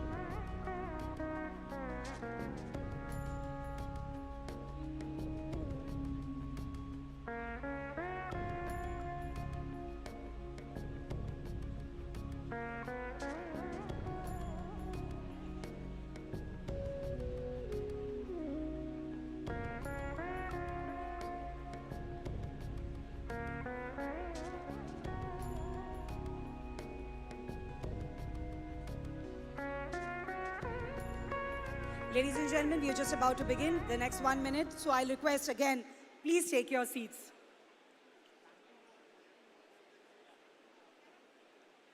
Yes, we are done, ladies and gentlemen. I request everybody to please settle down and take their seats before I invite the panelists for the next discussion. Those here on to my left, I'll also request them to please take their seats. All right, ladies and gentlemen, after that wonderful inaugural session that set the tone for the day, we are ready for our first investor panel discussion, and this one is on the investor outlook on building scalable innovation. We have amidst us a very, very interesting panel for this, and without any delay, let me take this opportunity to invite them on stage along with the moderator with a round of applause from all of you. Please put your hands together for Ms. Padmaja Ruparil, founding partner IN, Mr. Raj Mishra, founder India Capital, Ms. Shanti Mohan, co-founder and CEO Let's Venture, Mr. Anil Joshi, founder and managing partner Unicorn, Mr. Manoj Kumar Agarwal, managing partner C Fund, Mr. Prem Parthasarthi, managing partner Pontac, Mr. Debesh Sinha, partner BBSR Angels, and the moderator, senior editor Hindustan Times, Mr. Madhav Narayanan.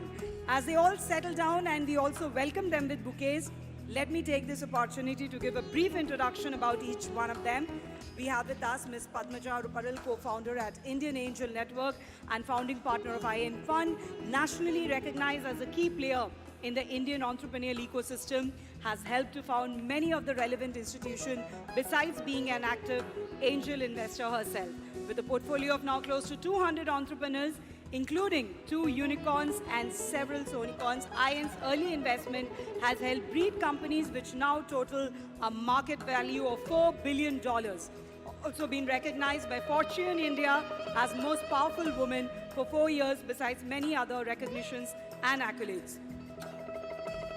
We have with us Mr. Raj Mishra, founder India Capital Singapore, Prior to founding India, he served as the MD and CEO of Dreadster Glenwood Wasserstein in India and held senior equity position with Peregrine and Smith Newcoat in New York, Hong Kong, and Singapore.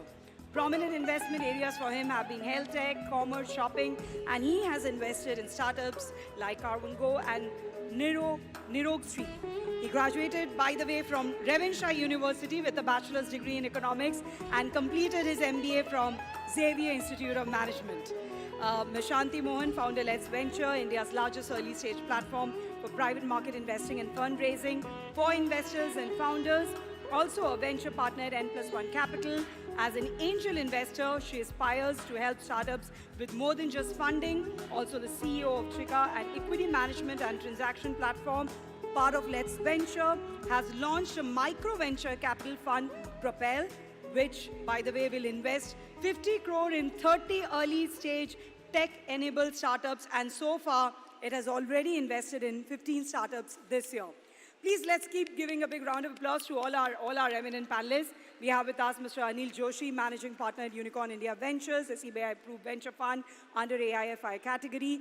Prior to setting up the fund, he was heading operations at Mumbai Angel and Bangalore Angels, leading in angel investment forums in India as its president. From heading a branch office at Century Rayon to consulting services to Scandinavian companies from diverse sectors at Business Access India Private Limited to working with Transisia Biomedical Limited, his experience definitely is wide and varied. He has helped in closing approximately 60 startup deals with over 100 crore investment and has served on the board of 5 companies. We have with us Mr. Manoj Kumar Agarwal, Managing Partner at CFund. More than 25 years of experience in setting up and managing businesses, project, mergers, acquisition, fundraising, business strategy, has been a startup enthusiast, has been actively involved in advising and mentoring multiple startups, also an advisor and investor in Lattice, a Singapore-based data management company. We have with us Mr. Prem Kumar Bhartasarthi, founded Pontac, the first UK-India innovation fund in history to cross-pollinate technology between UK and India, was instrumental in establishing a partnership with the central government of India and state government of Tamil Nadu to create a fintech COE based out of Chennai, India, in order to incubate fintech companies and give them access to India, UK and beyond. He also successfully enabled setting up the first ever UK India Tech Hub in UK in partnership with a business district based out of London.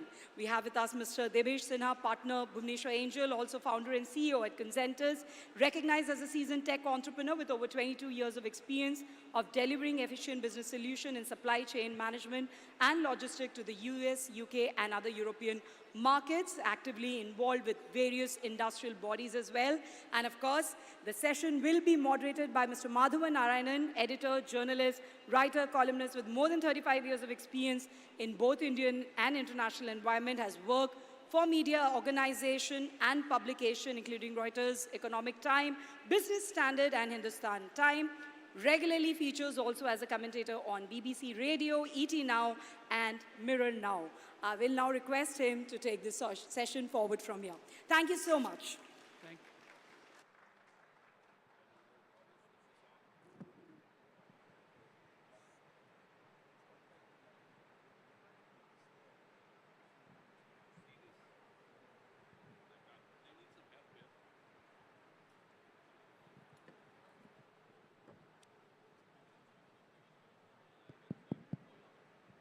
Hello, good afternoon, ladies and gentlemen.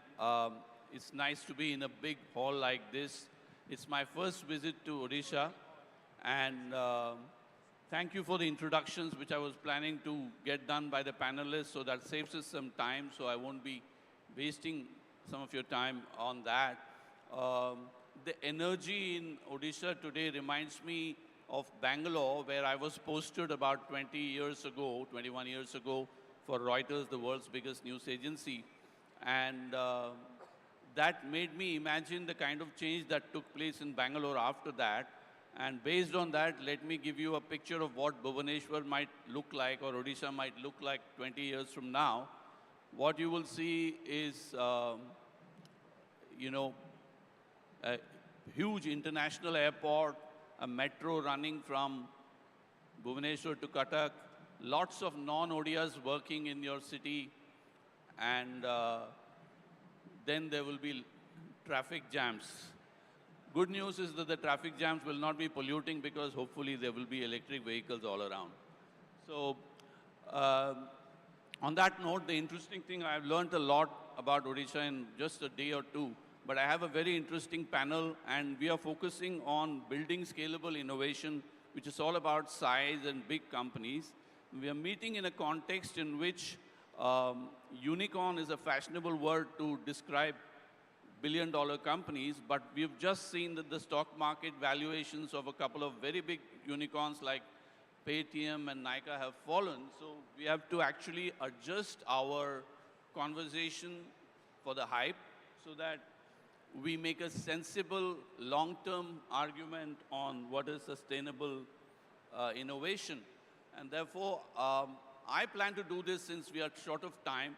I'm going to shoot a couple of general questions to, that each one of you can answer. And then we will probably move around to something that looks like a conversation on technology, and then maybe a Karan Johar style rapid fire so that we can save time and wake up some of the people in case they are not around.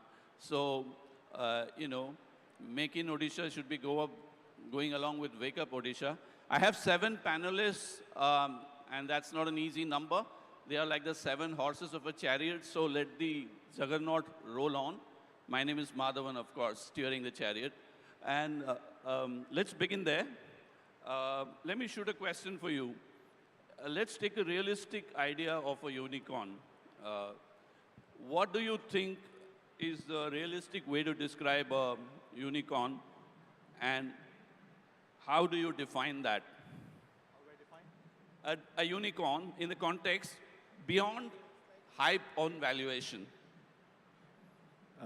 Thanks for the question. From our perspective, a unicorn is an organization which impacts people's lives. So more the number of lives it impacts, it's great. So if it can actually impact 1 billion people's lives, then it's a unicorn. At the same time, it's also a company which gets to stay beyond our investment. And that's beyond valuation. That's what we think. Do you, sir, Anil, you have any interpretation? Let's try to avoid repeat. So whatever the previous participant says, you'll try to add value to that. No, so we actually named our fund Unicorn. Sorry? The name of our fund is Unicorn. So, Yeah. you know, I feel it every day. You know, I live it every day. But I think the definition is very clear. It's a you know, $1 billion.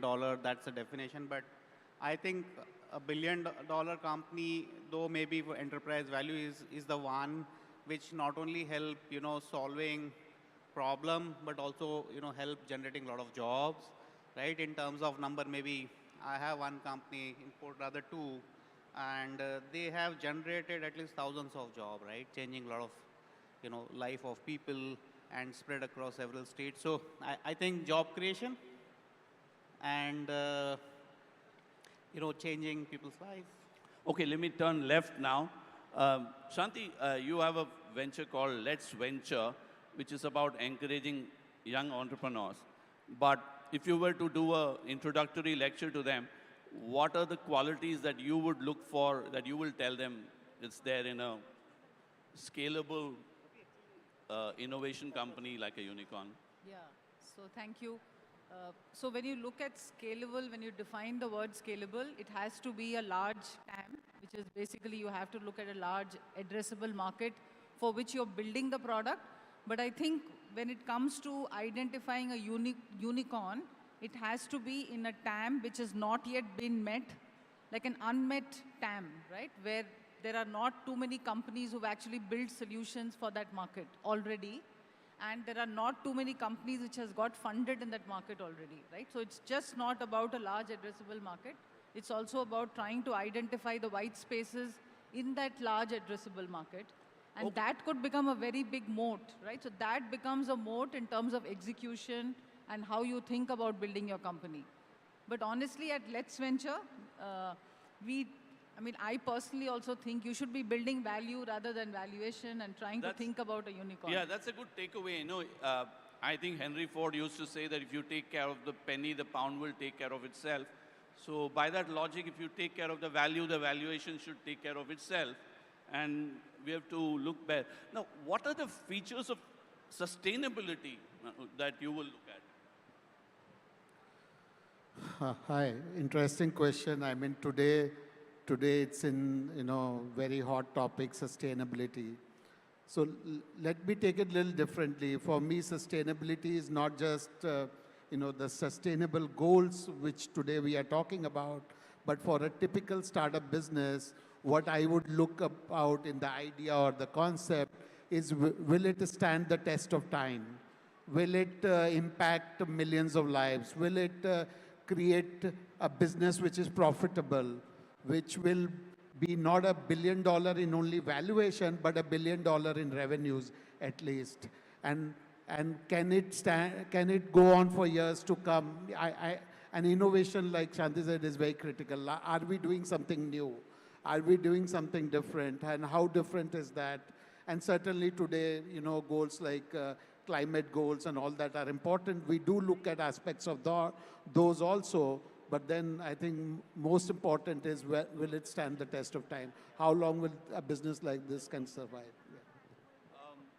Let me ask Padmaja this. You're an experienced Thai hand, which means you've seen loads and loads of startups. And so when you are meeting a young bunch of people, how do you spot a potential unicorn in them? Is there some secret sauce that an investor looks for in spotting a future startup which has a potential billion-dollar valuation? Thank you, Mr. Narayanan, first of all. But before I respond to the question, I just want to take a few seconds to say that MIO is an amazing event. I was so amazed at the size, at the depth and breadth. So congratulations, and a shout out to Startup Odisha.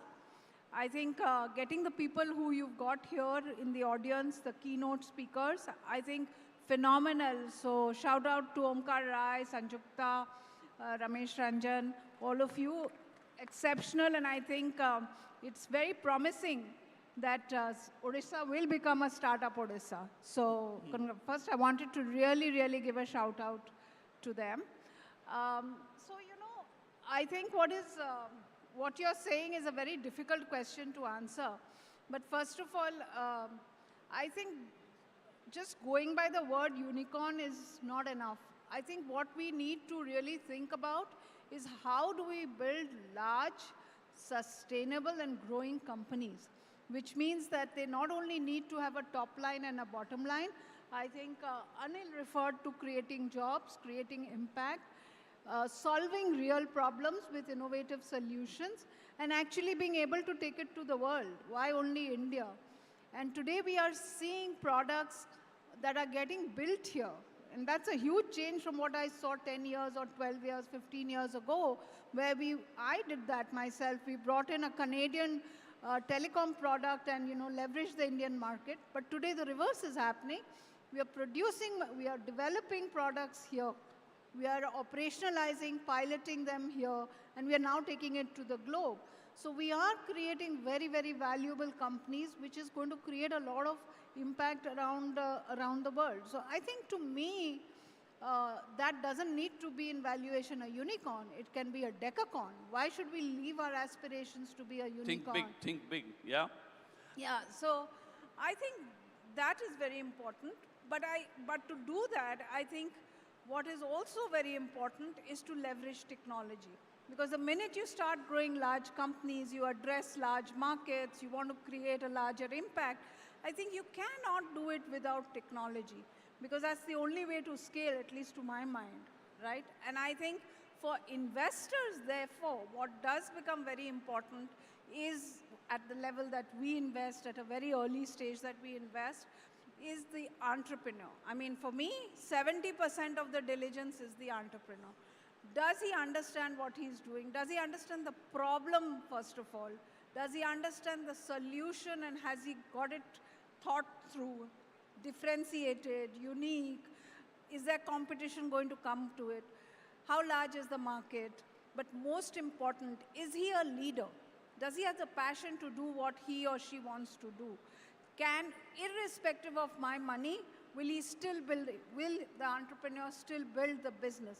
And I think those are the traits that we look for to say, if he's going to do all of that and more, understands not only his strengths but also weaknesses, I think then you have a good chance, not a guarantee, of a valuable company coming out. And it doesn't need to be unicorn.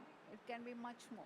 Yeah, that's right. I think she's given a checklist, so she's made the task difficult for me because it's so brilliantly put and brief that I'm running out of questions within this theme, but that's not so easy for me anyway. So let me take it to Devesh. Devesh, I found something very interesting because earlier, every conversation in India was, anything about India was about services.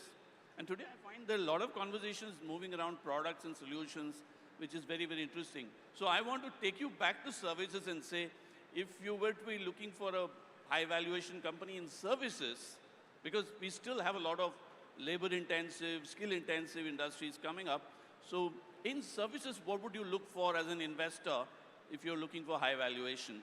Because that old age of, the simple headcount thing is not really working, right? Yeah. Good afternoon to all of you. The services, if I look at it, the key element for the services is how niche area which you are operating into, right? The valuation when you are getting in higher, that means like you have to work on a niche area, and that's what the differentiator in the services happens. Again, various speakers talked about innovation. There are a lot of things happening in the service delivery related to the innovation, right? So how innovative are you in terms of delivering your services? That is another factor which I look at it when we are looking at the, valuing the services company. So the key point is that even in services, there's a lot of scope for innovation because very often technology is associated with product when it comes to innovation, but even in services, innovation, from simple Six Sigma kind of cost efficiency oriented to big ideas can sometimes come even in services.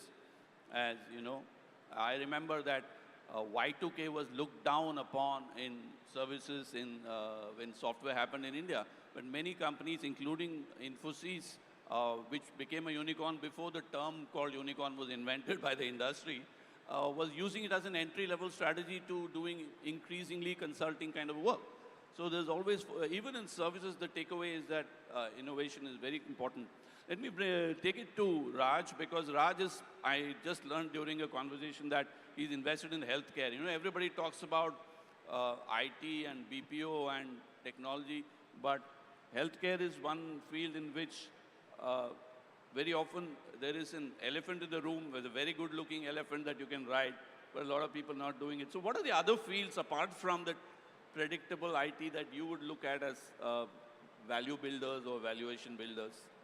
Well, thank you very much. I'm delighted to be here, but just as a matter of brief introduction, I was born and raised here. I went to college here. So I count myself as made in Odisha, not make in. I'm already made. So big shout out to the state, all the wonderful organizers. A big shout out to the state, all the wonderful organizers. I'm very excited to be here. I left in '91 when the country was in a dire economic situation and Odisha was not really noted as an industrialized state, but very, very, very exciting to see the rapid progress made in minerals, mining, metallurgy, and the push towards diversifying their economy into non-mining sectors. So Odisha has been a big foundation for medical knowledge because wonderful medical colleges exist here. It's always produced amazing doctors, and the doctors went on to work outside of Odisha and outside of India. Some of the most smartest doctors I came across were in the UK, in the US, in Hyderabad, in Delhi, and I partnered with some of them, and we built some amazing hospitals in the last 20 years. So taking healthcare as a service industry, Odisha has tremendous potential considering what it is already doing in the field of tourism, in the field of tertiary care. Then comes medical products. I think some of the speakers in the previous session touched about health tech, and that is greenfield. That doesn't exist in large scale in India, but it does have the potential. And considering all the conversations that I've been hearing about chip manufacturing, embedding chips into devices, Odisha has a tremendous role to take a leadership because it doesn't exist anywhere else in the country at this moment, considering the fact that we already have some amazing doctors that are in practice. So healthcare is definitely a big area. Further on, I think agriculture, green energy, clean tech, all of these are emerging fields where no clear leadership exists anywhere else in other parts of the country, and they're all virgin. So it's up for grabs. Whoever is ambitious, has a good technology, good product, is welcome to come up with an idea, seek funding, and mentorship and scalability across the big array of partners that exist here. To answer your question, I mean, my personal excitements are in healthcare, but also in green energy and in sustainability and clean technologies. So I'm here for the next couple of days, and I'll be going back to the O-Hub and seeing some of the startups there, Yeah. and see how best we can add some value there.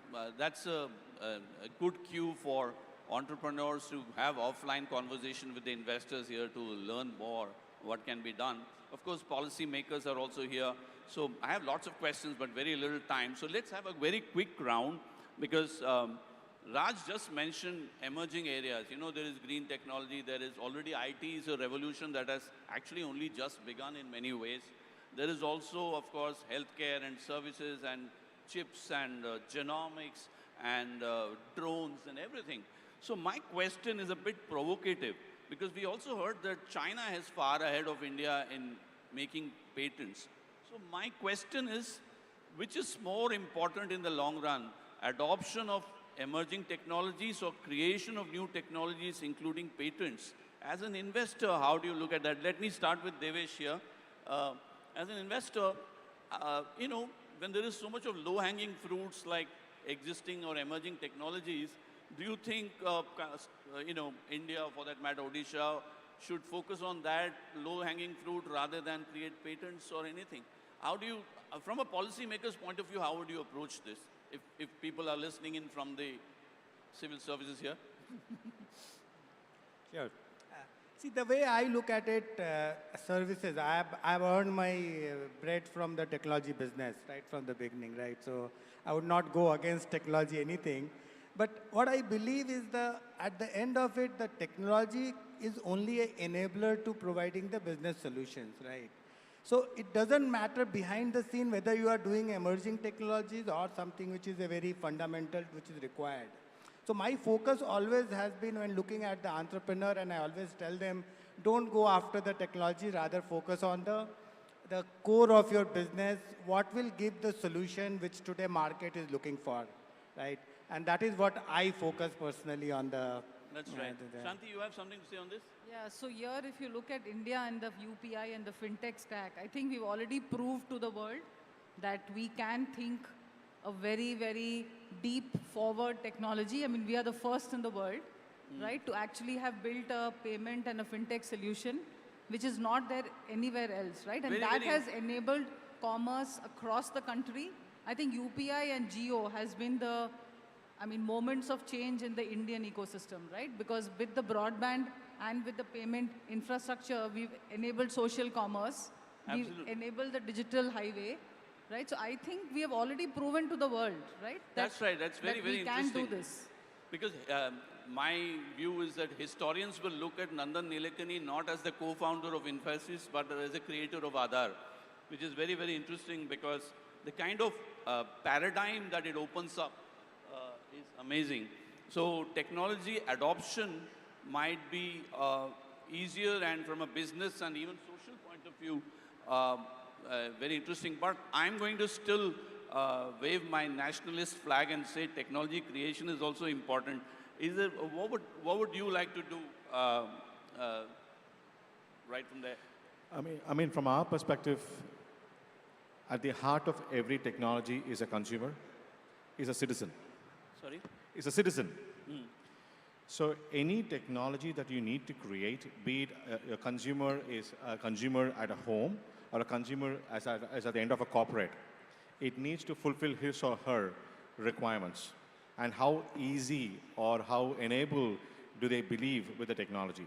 As long as the technology is able to kind of provide that and close that gap for that particular person at that particular persona on where they are, I think it is important to focus on that. And there are a lot of opportunities. For example, if I'm at home, I will be very keen to kind of consume my technology on OTT platforms. At the same time, when I'm in the office, I would like to have a faster broadband, or I would like to have a SharePoint. These are the kind of technologies of what has happened in the last 10 days or last 2 decades.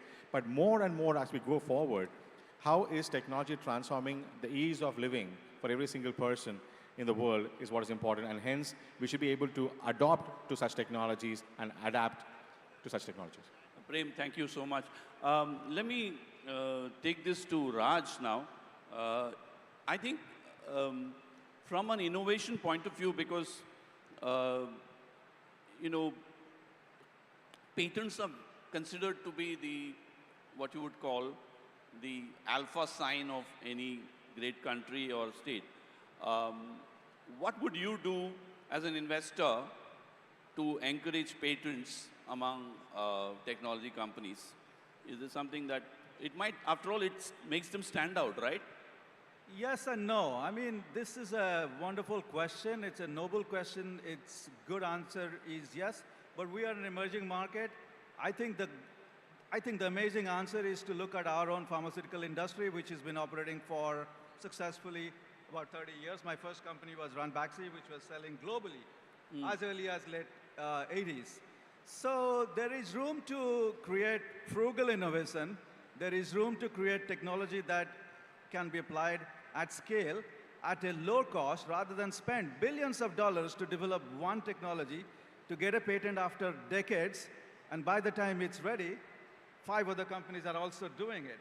So my personal answer is I'm not so obsessed with patents. I'm obsessed with technology that works, and that can be done cheaply by the platform technologies that are available today. So when iPhone came, you didn't need a patent to come up with the UPI app. When Android came, you didn't need a patent for Google Maps to create something on Google Maps. So hopefully that answers your question. Let me twist the question a bit to see if, because I learned some very interesting things about higher education in Odisha. So is there a scope, Padmaja, for higher collaboration between universities and startups so that we create more technology? Although I completely agree with Raj that adoption of great technologies is good enough in many ways, but from a long-term point of view, what do you think? Do you think these partnerships can come out with something G-Wiz? I think the question that you have posed, Madhavan, is actually a part of the larger point that I'd like to make. And I agree with all the co-panelists here that, any technology, if it is not adopted, is really a waste of time. Because technology or research has to be adopted, solve a problem, and ultimately make money, right? And how you go about it is what is very important. If you look at, let me give you a different way of looking at it. If you look at Israel, which is the startup nation of the world, it's called the startup nation of the world. It's one of the smallest countries, producing probably one of the largest number of patents. But if you look at the wealth they've created, they don't have a large market. So how are they creating wealth? They are not sort of building large billion-dollar companies on an execution mode. What they are doing is really going after the large companies in the US. Let's take Microsoft for an instance. They are understanding the entire portfolio, the suite of products that Microsoft has. Where is it there is a gap in their technology, or there is a pain point in their entire suite? They are building a product around that problem, and then they are very sharply selling that product to Microsoft and making not millions, but billions. So the other way of approaching, just to complete my point, so the other way for approaching this issue or opportunity for that matter is to act, and that is something that our students, our researchers could think of, is to actually go look for that exact problem or gap and look at it very sharply, build around it, and either build a company around it or get it acquired. That's interesting. You know, instead of looking at the space, you spot the opportunity and work backwards from it and then try to scale it up as Yes, big. and for that matter, that falls into the larger entrepreneur space, right? Any new entrepreneur, even if it's an execution play, is looking for a real problem, a pain point, and then solving it with an innovative solution. Yeah, I think, Manoj, let me come to you. Let me switch the topic a bit because we are short of time. So we've covered a bit of the scaling business and the, about technology. But I want to focus more on Odisha because we are sitting here today. I found it absolutely fascinating yesterday that Bhubaneswar alone, I believe, has 24 higher education institutes. I just learned that Odisha is also water surplus as well as power surplus. So which means that between manufacturing and services, sky is the limit. So, but I'm going to provoke you a bit, Manoj, and ask you, what is the thing about Odisha that you would like as an investor? And where do you think there could be a scope for improvement in the coming days? Very interesting and the right question for the forum today. So I was sitting through the plenary today and, you know, I went through, I was listened to the presentation made by the Principal Secretary of Industries, Mr. Sharma. I mean, one of the best presentations by a bureaucrat I have seen in a long time. You know, very, very well presented. And the way it was spread over a 20-minute presentation, each area was covered, what has been done, what is being done, and what will be done. And he really excited the, you know, the industrial honchos sitting on the stage here. And then they all came and actually spoke about it and, you know, stressed on the facts. So I was also very, you know, amazed by the facts, you know, like, and, you know, water, electricity, all that we heard about. One more thing which a lot of people did not probably took notice of was financially also Odisha is very strong. You know, in one of your questions you mentioned about that Odisha is being projected as a poor state with a lot of poverty. But what I was amazed to know, and I believe it is there as a fact on the RBI website, that Odisha is also financially very strong. They have not delayed any payment to RBI or any banks for even a single day. That, according to me, is again a very strong fact, which Odisha can strongly use in its favor.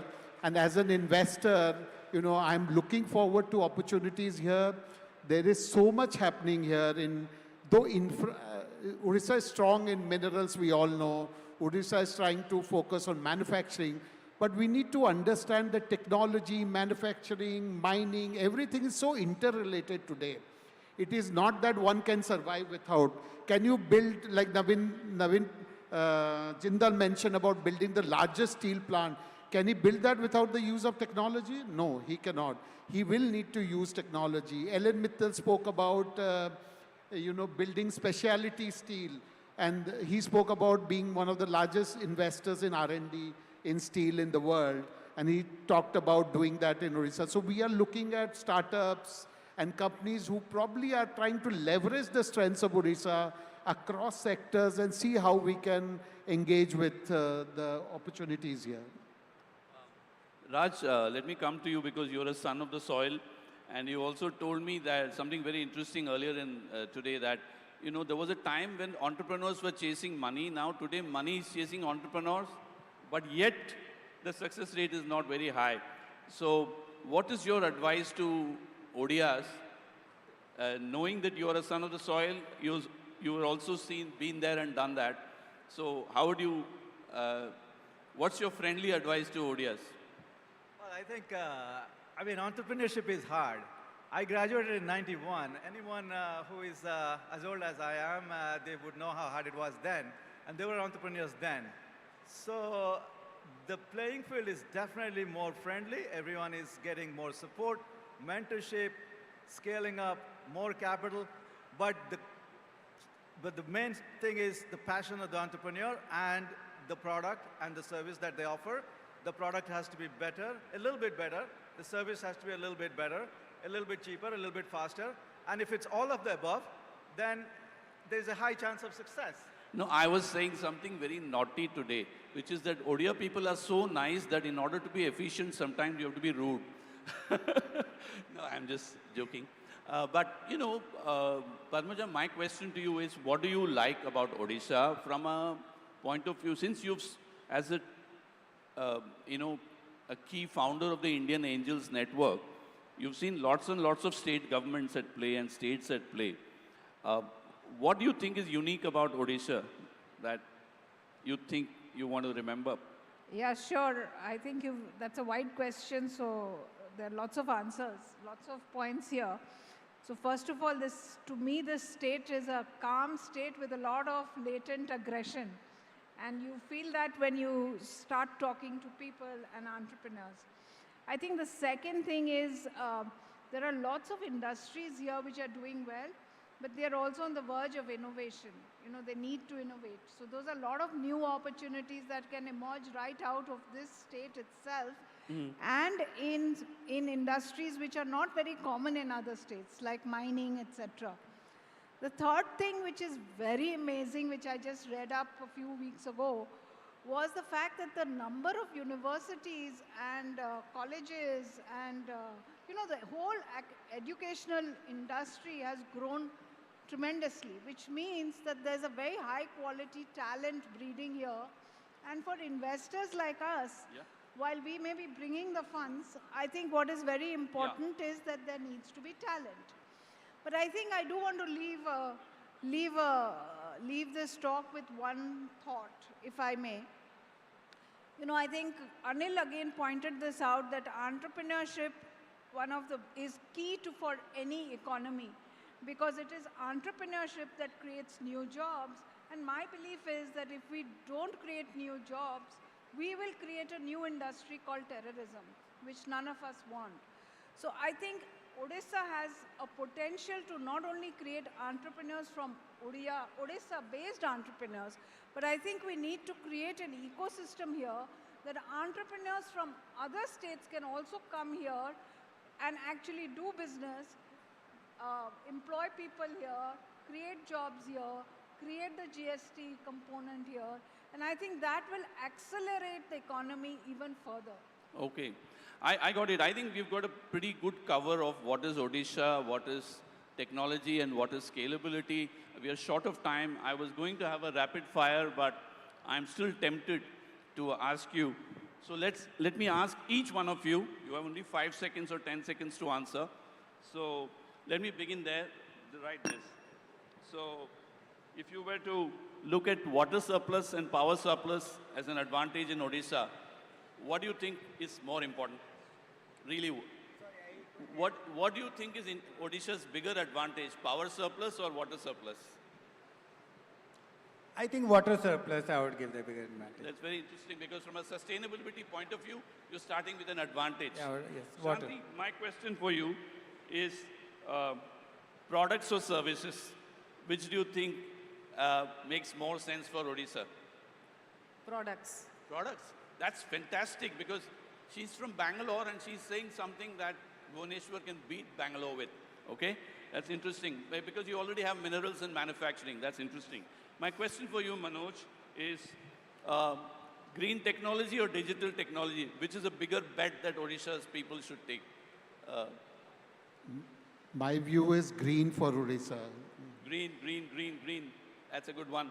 Lots of forests already, so don't worry about it. One more point, Odisha can build Bangalore sustainably, need not become like Bangalore.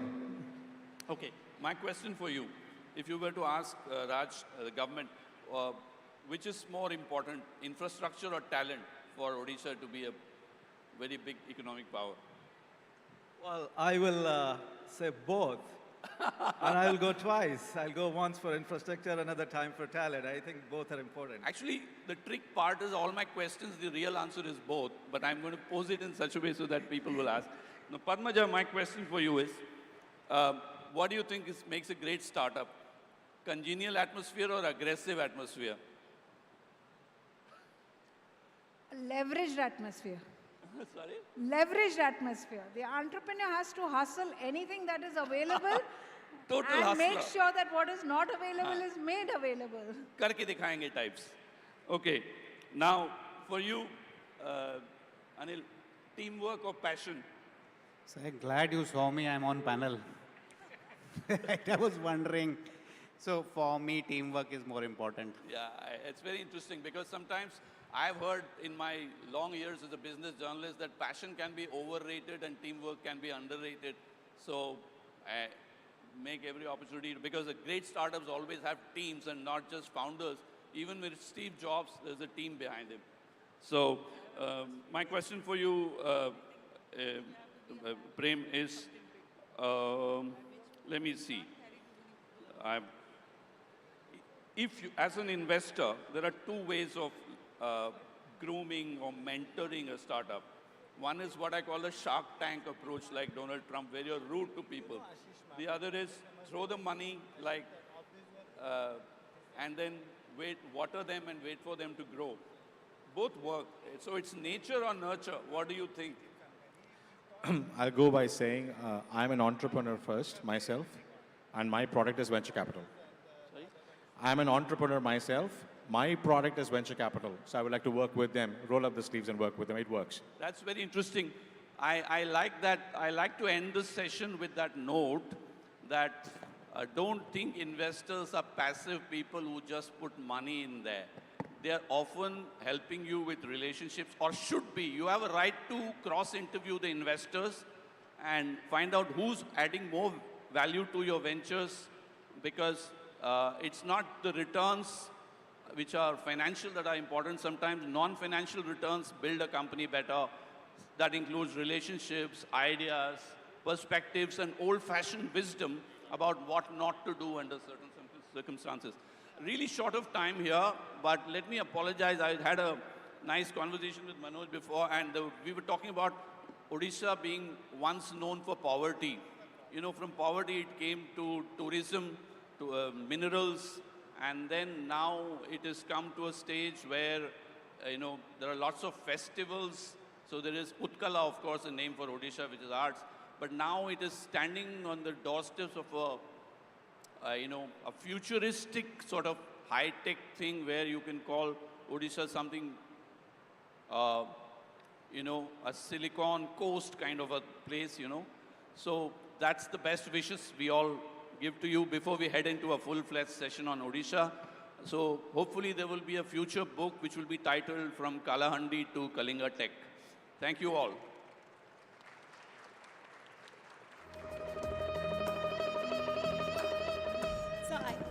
Thank you so much. But of course, I'll request all our dignitaries to please stay back. I'll first request Mr. Debesh Sinha to please felicitate all the other panelists on dais. So can we have the mementos, please? We would like to do this as a token of appreciation from Startup Odisha for being a part of this wonderful session and talking so wonderfully about Odisha. Make in Odisha 2022, guys. Join the juggernaut.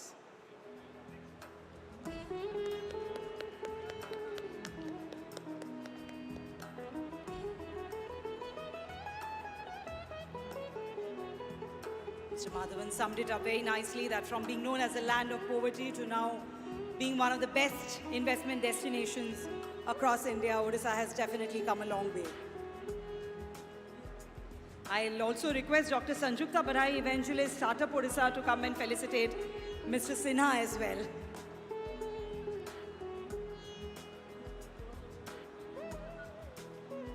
Ladies and gentlemen, as this gets, I'll request her to also felicitate Mr. Sinha.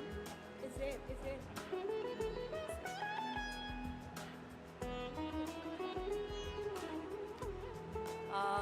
I'll also request, I know we are running a little late, but I request people to please stay seated. We'll quickly do a transition to our next panel discussion.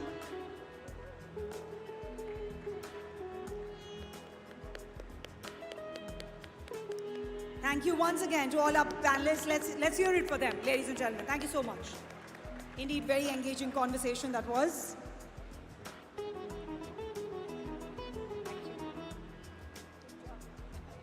Thank you.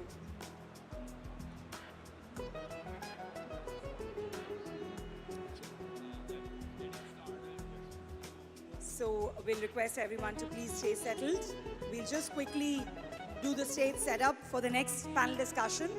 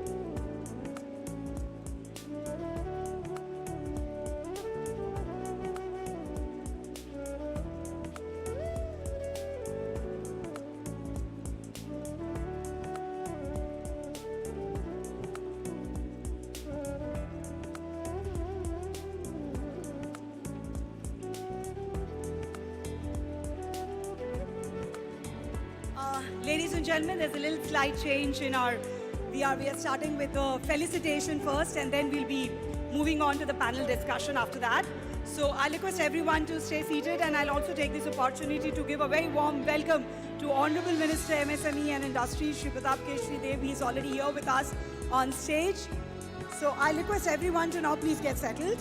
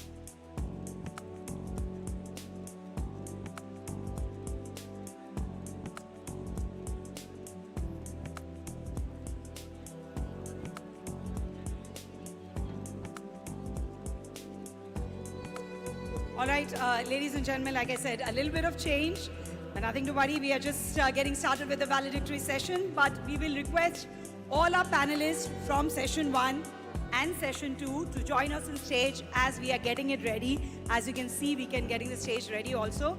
but everybody would be there for this felicitation session before we move to our panel discussion. So I'll request, I already have Honorable Minister and the Principal Secretary, Executive Chairman, Dr. Omkar Rai as well. I'll request President TiE Bhubaneswar, Mr. Debashish Patnaik, Charter Member TiE Bhubaneswar, Director Tatva Technologies, Mr. Ayush Khan Mohanty, Mr. Debesh Sinha, all the panelists who were there for the first session, Ms. Padmaja Ruparel, Mr. Raj Mishra, Ms. Shanti Mohan, Mr. Anil Joshi, Mr. Manoj Kumar Agarwal, Mr. Prem Parthasarathy, Mr. Madhav Narayan. I'll also invite the panelists for second session we have not been able to do that session, we'll do it after this, but I'll request them to join us on stage, Mr. Rahul Dash, Mr. Vishal Chaudhary, co-founder Zetwork, Mr. Rahul Dash, co-founder Purple, Mr. Amarendra Sahu, co-founder Nestaway, Mr. Partho Dash, Managing Director Moglix, Mr. Kamal Bansal, Managing Director GVFL, Ms. Seema Chaturvedi, founder AWE Fund, and also from Trillium VC.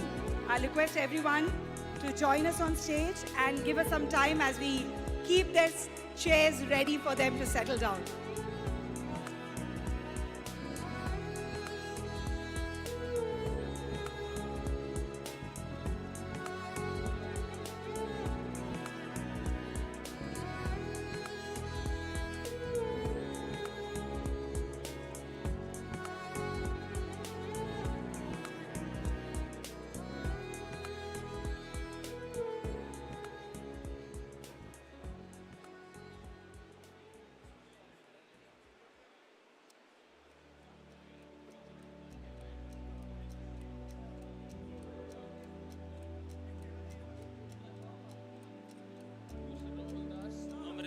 Yeah, I once again request Mr. Rahul Das, co-founder Purple, Mr. Vishal Chaudhary, co-founder Zetwork, Mr. Amarendra Sahu, co-founder Nestaway, Mr. Partho Das, Managing Director Moglix, all of them to join.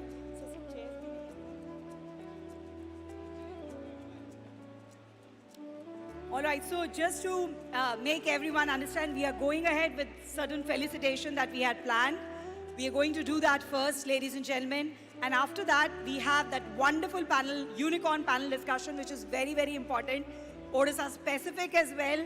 There is a strong Odisha connection to that panel discussion. So we'll have it after that. I'll now only request people, please don't leave after the felicitation. Please be with us as we finish this and then go ahead with the panel discussion. So all those who are on the sidelines, I can request them to stay seated and, of course, invite all the dignitaries for this session. Leave the names.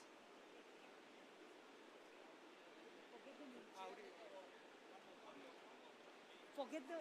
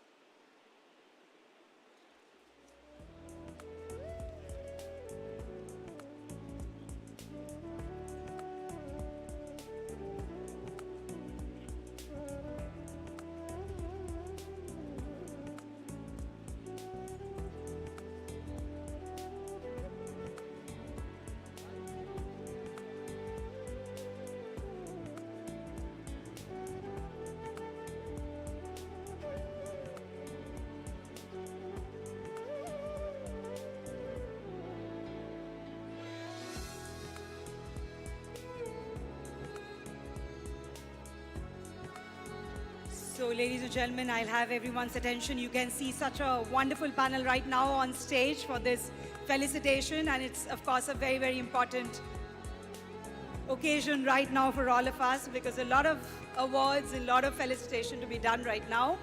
And, of course, we'll be also getting the privilege to listen to our Honorable Minister after that.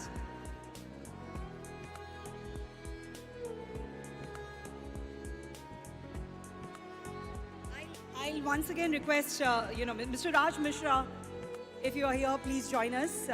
In fact, all the panelists, like I said, Mr. Debesh Sinha, Ms. Padmaja Ruparel, Mr. Raj Mishra, Ms. Shanti Mohan, Mr. Anil Joshi, Mr. Manoj Kumar Agarwal, Mr. Prem Parthasarathy, Mr. Madhav Narayan, Mr. Rahul Das, Mr. Vishal Chaudhary, Mr. Amarendra Sahu, Mr. Partho Dash, Mr. Kamal Bansal, and Ms. Seema Chaturvedi. Everybody, please, in case you haven't joined, please do join us on stage.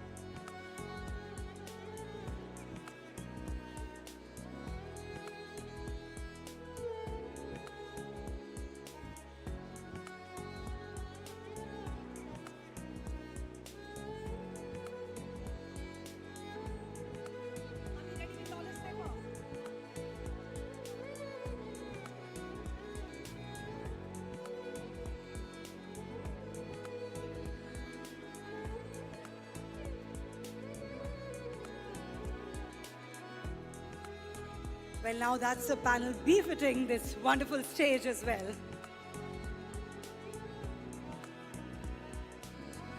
All right, ladies and gentlemen, I'll request the others who are still standing, if you can please take your seats. We are just about to start. So, to begin with, ladies and gentlemen, we are going to launch our knowledge paper. I'll request the Honorable Minister to do the honors. This is an impact report on rise of Odisha's startup ecosystem, empowering youth through innovation and entrepreneurship. So the launch of the knowledge paper, ladies and gentlemen, at the Make in Odisha 2022 Startup Conclave here. Give it.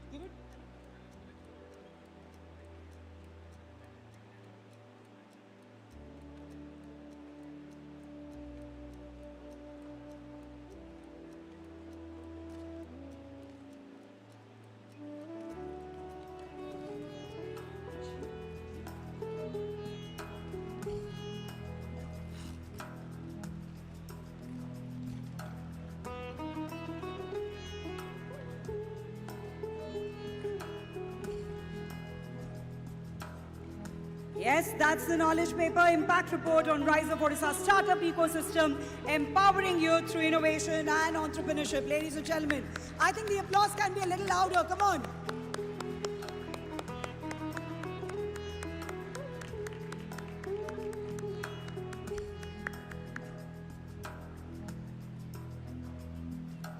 Thank you, dignitaries. There's some more, I'll request some more releases as well. I will now request our Honorable Minister and dignitaries to launch our coffee table book, Pragati, the Essence of New Odisha.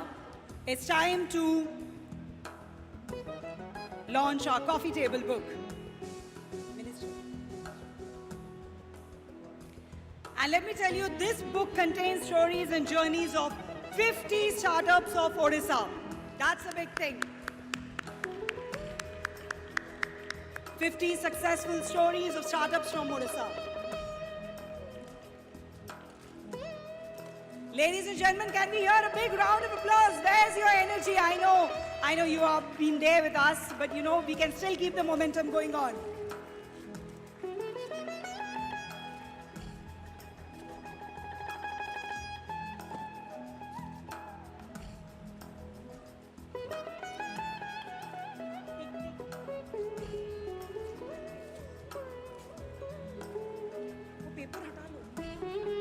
I'll request the volunteers, you can remove the sheets as well, yes.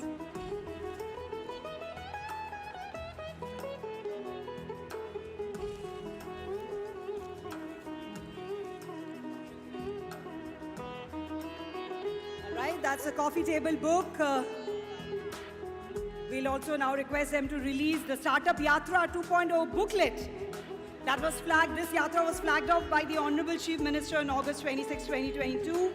Carried over for 3 months, covering 30 districts, 10,000 plus students and 110 plus colleges. And innovation came in, like I said, from the nook and cranny of Odisha. Startup Yatra 2.0, such a unique initiative of Startup Odisha. And this is the booklet, which is being released by our Honorable Minister and all esteemed dignitaries.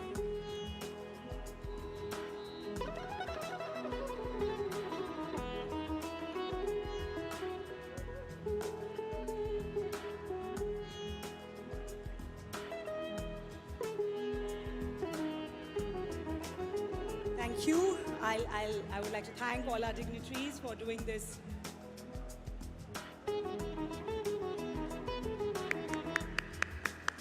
Yes, ladies and gentlemen, this has to keep coming.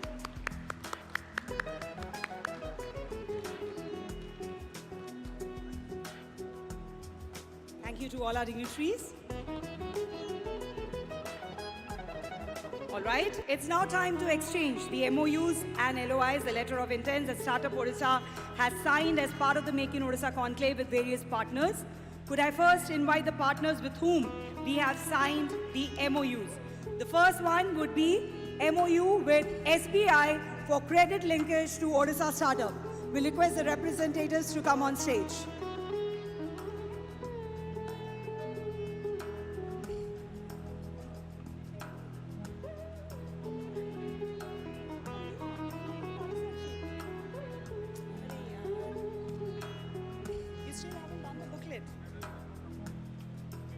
All right, ladies and gentlemen, I think the girls, these are the booklets which I have mentioned about, which were still to be released. So, yes, we'll request the Honorable Minister and the dignitaries to do the honors.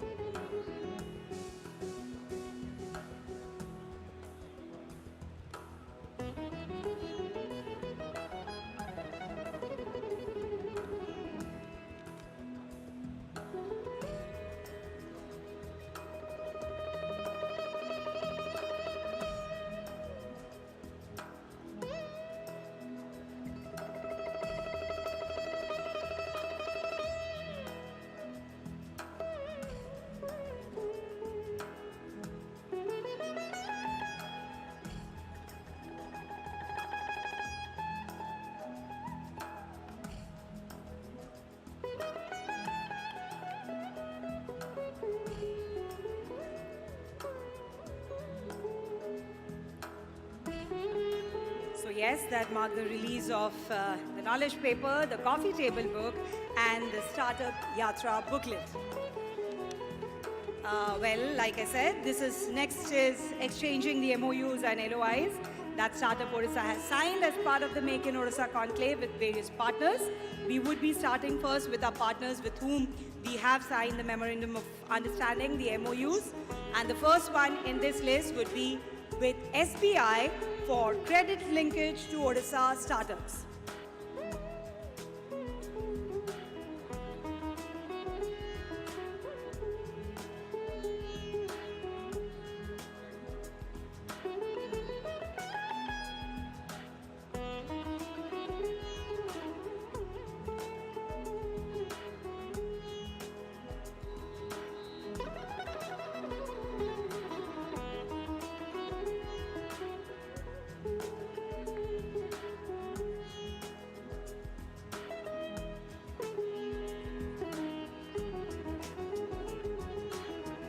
The exchange of MOU, ladies and gentlemen, happening. Can we have a big round of applause?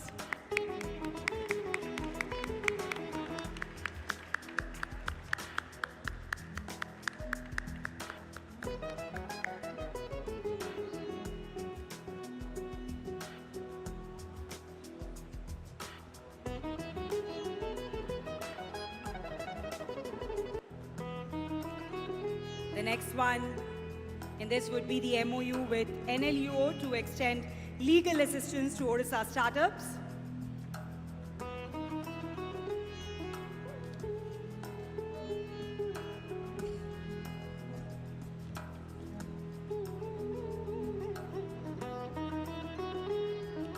NLEO to extend legal assistance to Odisha startups. And we have a wonderful, nice, vibrant, smiling team from NLEO to exchange the MOU.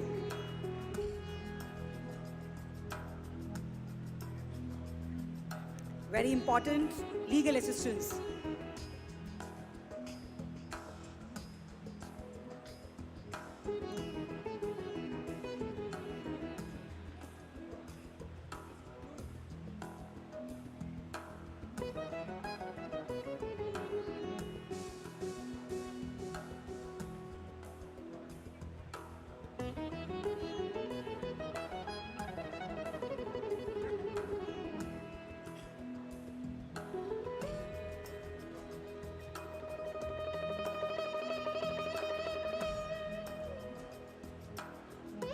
Thank you to the team of NLU. We'll now invite the team from Fluid Ventures with whom we've signed the MOU as investment partner. Time to exchange that.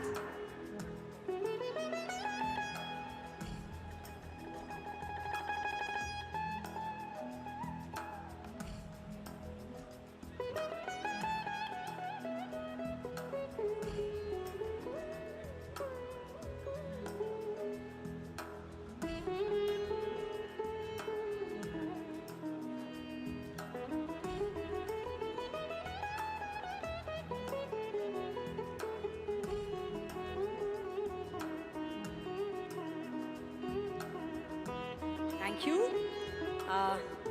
The next would be the MOU with Head Start for development of Odisha startup ecosystem.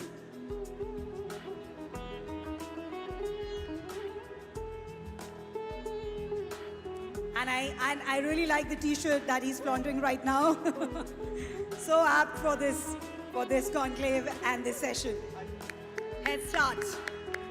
Time to start up.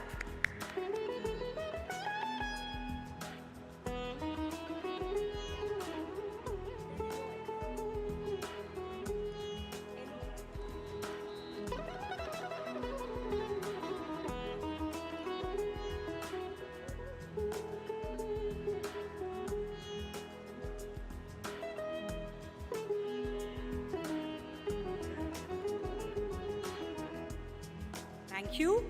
And the last MOU would be with Campus Run for support to student-led startups in Odisha. And I can see a young representative from Campus Front.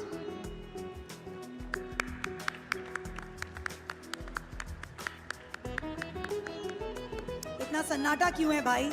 Let's do a better round of applause. Come on.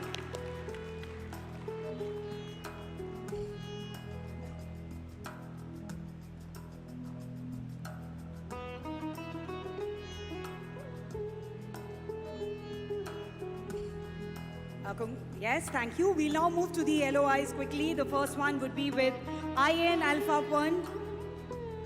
All this is for extending support towards investment in startups. IN Alpha Fund.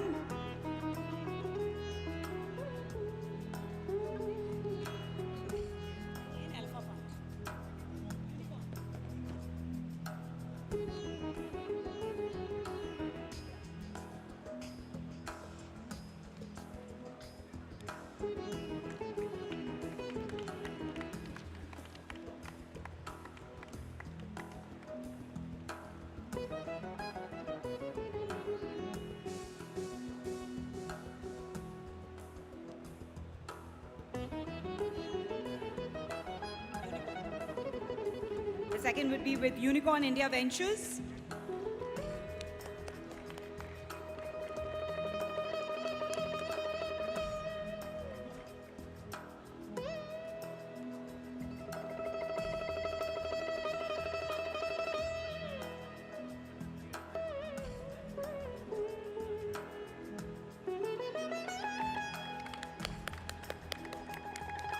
Then would be with Pontac.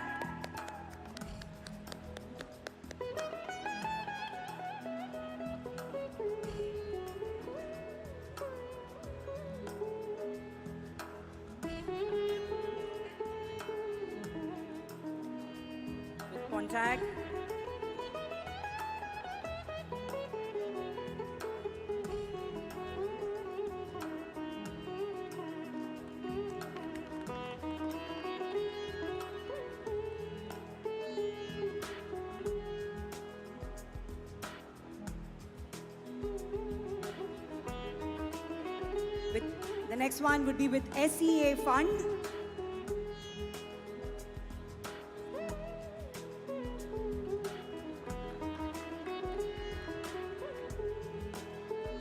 These are all letters of intent that have been signed between Startup Odisha and the partner for extending support towards investment in startups. So it's the first step, a letter of intent. The next would be, after SEA Fund, the next one would be AWE Fund.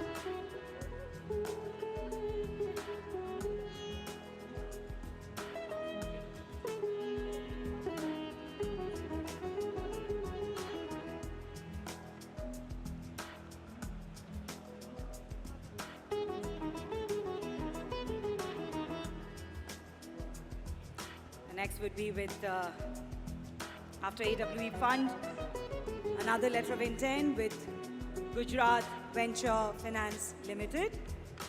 Okay,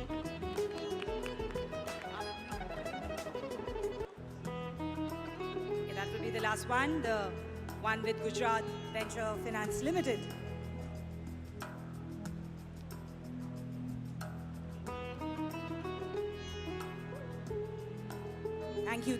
Thank you, our esteemed dignitaries, for doing the honors. We are done with the exchange of the MOUs and LOIs. Ladies and gentlemen, it's now time to felicitate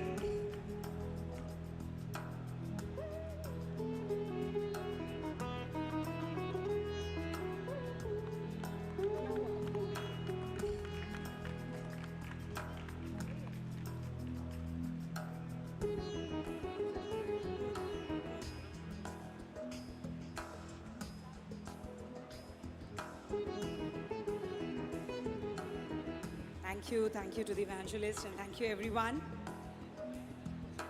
So now it's time to felicitate, ladies and gentlemen, 69 startups and 2 incubators who have been given monetary benefits by Startup Odisha. So we'll first invite the 69 startups on stage, and the amount that Startup Odisha has sponsored, has given as grant is 4 crore 61 lakh rupees 90,000. 69 startups, ladies and gentlemen. I'll invite them to the representatives to come.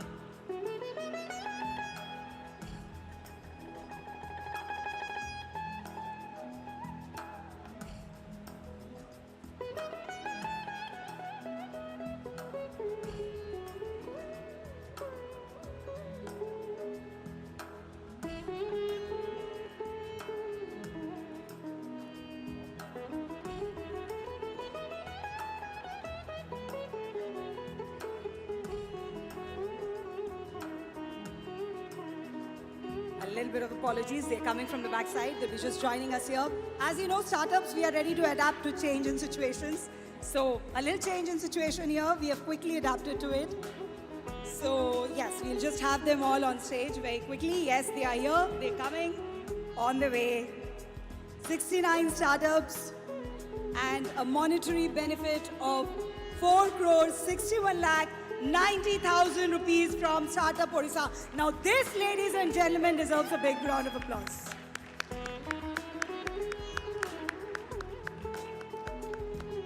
Odisha is definitely the state which has been giving the maximum startup monetary benefits to startups.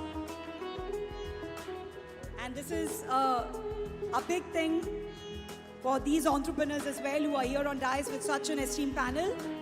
They already have been given the benefits. It's just about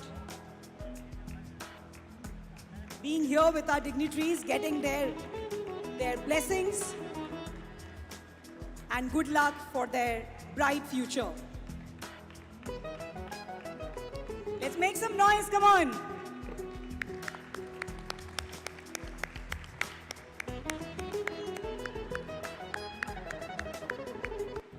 With the 69 startups, we also have 2 incubators who have been given 20 lakhs. Institute of Life Science, SSU Innovation Foundation. These are the 2 incubators.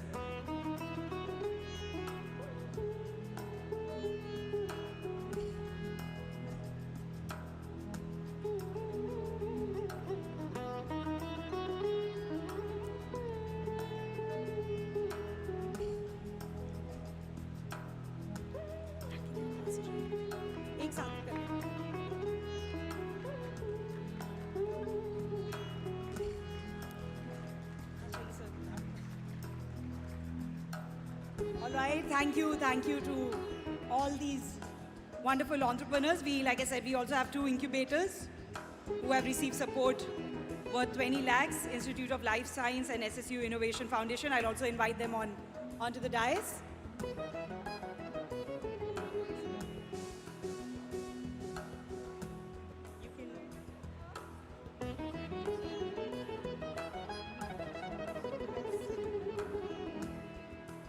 This is a team from the incubation too. Let's also hear it for them.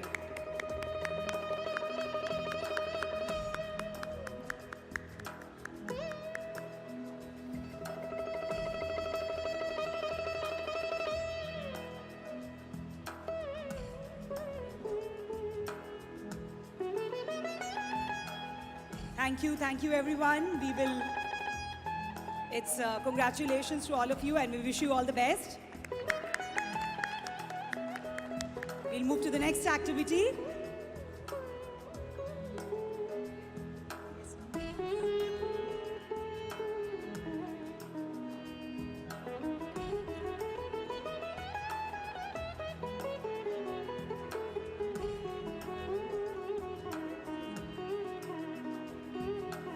We'd like to now invite on dais 18 startup entrepreneurs who have received investment support worth INR 351 crore this year so far. We had already mentioned about them in the beginning of the session. So these are 18 startups, ladies and gentlemen, and we would like you all to make some noise as we invite them on stage. I just heard someone saying a woo, that's it. And congratulations to all of these. I request all these startups to please get settled and stay seated. All the entrepreneurs, all our guests. Because like I said, we have another session after this. So I request everyone to please take their seats. And yes, with a round of applause, could I invite those 18 startups as well who have received investment support worth 351 crore this year so far. All of them together.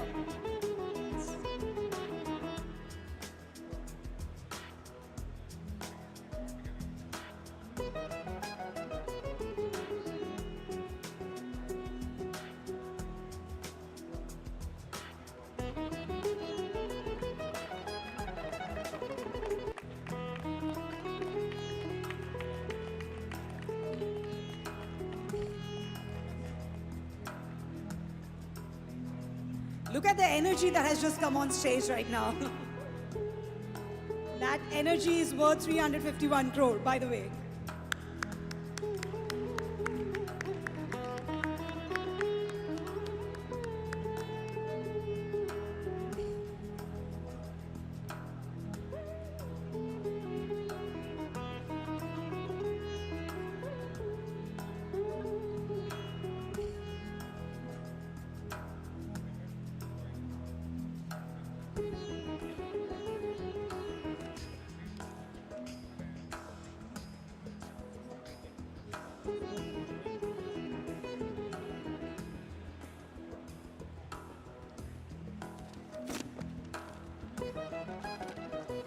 Received investment from Avilo Ventures, One Crowd, Neogen, Huge Ventures and Beyond Capital Ventures, HNI, Real Time Ventures, Chani Ventures, Elevate Equity, Mankind Pharma, Pontac Ventures. In fact, Pontac Ventures has sponsored quite a few of them. Sumita Singaporean, HNI. A lot of them have got these investments. And the startups, I Serve You Technology Private Limited, Zoofrush Food Private Limited, Swandas Retail Private Limited, Bonvi, Transport Simple, Lecture Notes Technology Private Limited, CureBay Technology, IG Drones, Ezrex Health Tech Private Limited, UAV Technology, Coratia Technologies, ThinkRaw Innovation Solution, Mool Innovation, Felix Leo Widgets, Nexus Energy, SPK Mac Technologies, Ubel Technology, Riddick Edification Private Limited, Phoenix Robotics Private Limited. All of these startups, 351 crores.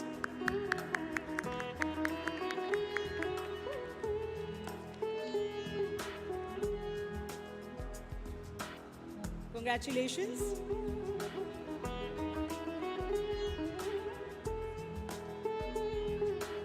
now like to invite 11 young teams whose ideas were selected as part of Startup Yatra 2.0 and who will be receiving funding worth rupees 1 lakh each from Startup Odisha. So they are Shivangi Sahu from Ravinsha University, Adrita Chatterjee, Fakir Mohan University, Rahul Nanda, Veer Surendra Sai University of Technology, Burla, Sneha Naik Maharaja Sri Ram Chandra Bhanjdev University, Baripada, Subhashi Sahu, Centurion Institute of Technology, Marathi Hembram, Gandhi Institute of Engineering and Technology, Gunpur, Arjesh Roy Chaudhary, KIT University, Vikram Biruli, Kalinga Institute of Social Science, Archita Lenka, Berhampur University, Ankit Krishna, Gandhi Institute of Engineering and Technology, Vaishali De, National Institute of Technology, Rourkela. These are all the young talents that have been picked up from Startup Yatra 2.0, recently concluded, and fresh young talents who are going to be getting funding worth rupees 1 lakh each from Startup Odisha.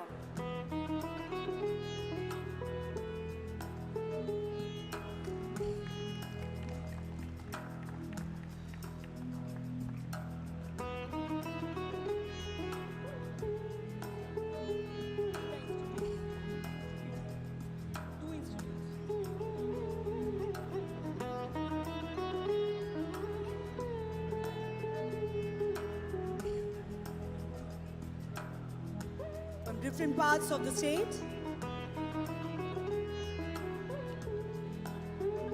Thank you. Congratulations. We'll move to the next one. I'll request everyone, yes.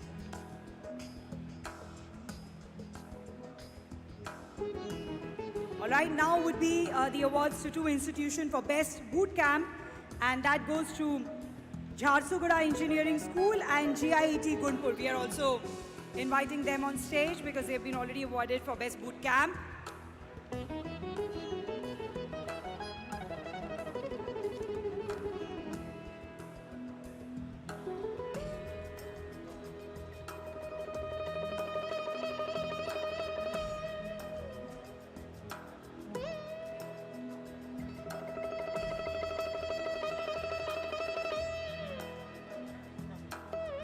The two institutions, Jharsuguda Engineering School and GIET Gunpur.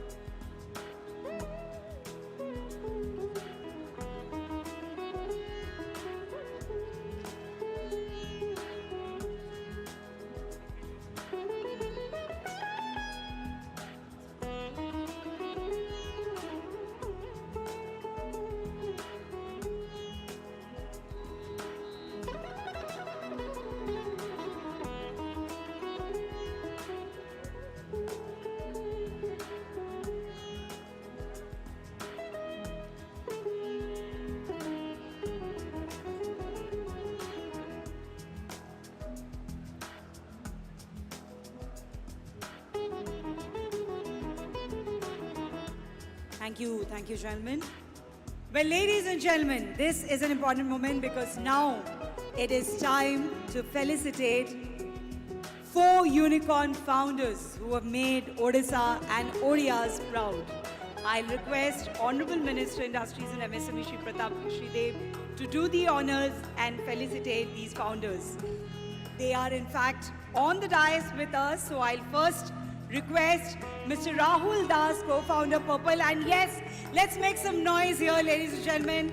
I'll request the Honorable Minister to felicitate Mr. Rahul Das, co-founder Purple.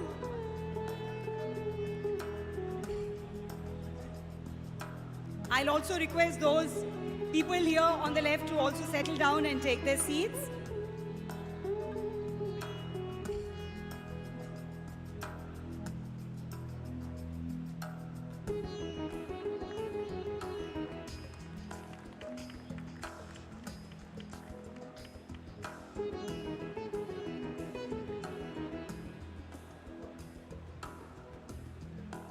Congratulations. Let's make some noise for Mr. Vishal Chaudhary, co-founder, Zetwork. Also have Odisha operations.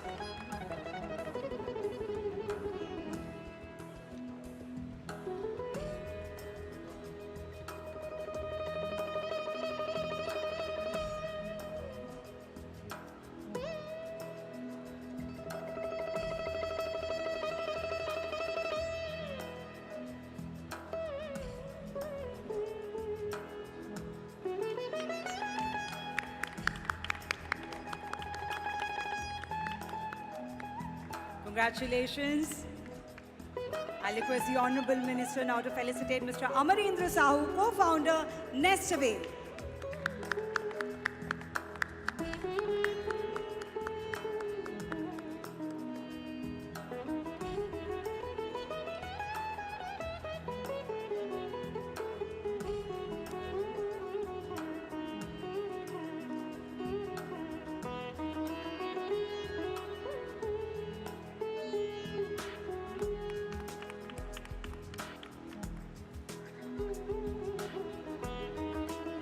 Congratulations.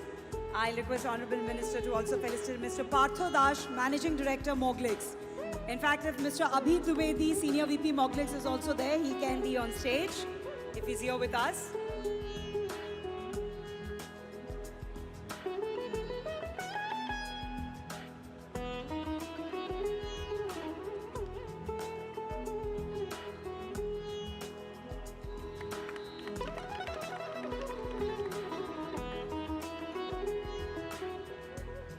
Congratulations. Let's hear it for all of them.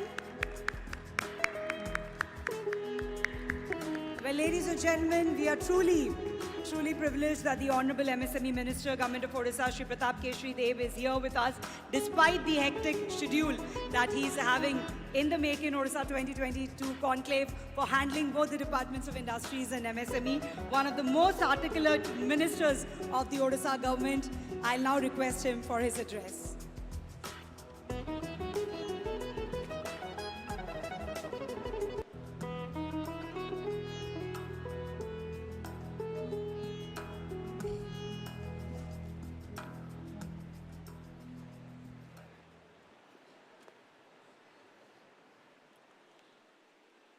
Good evening, ladies and gentlemen,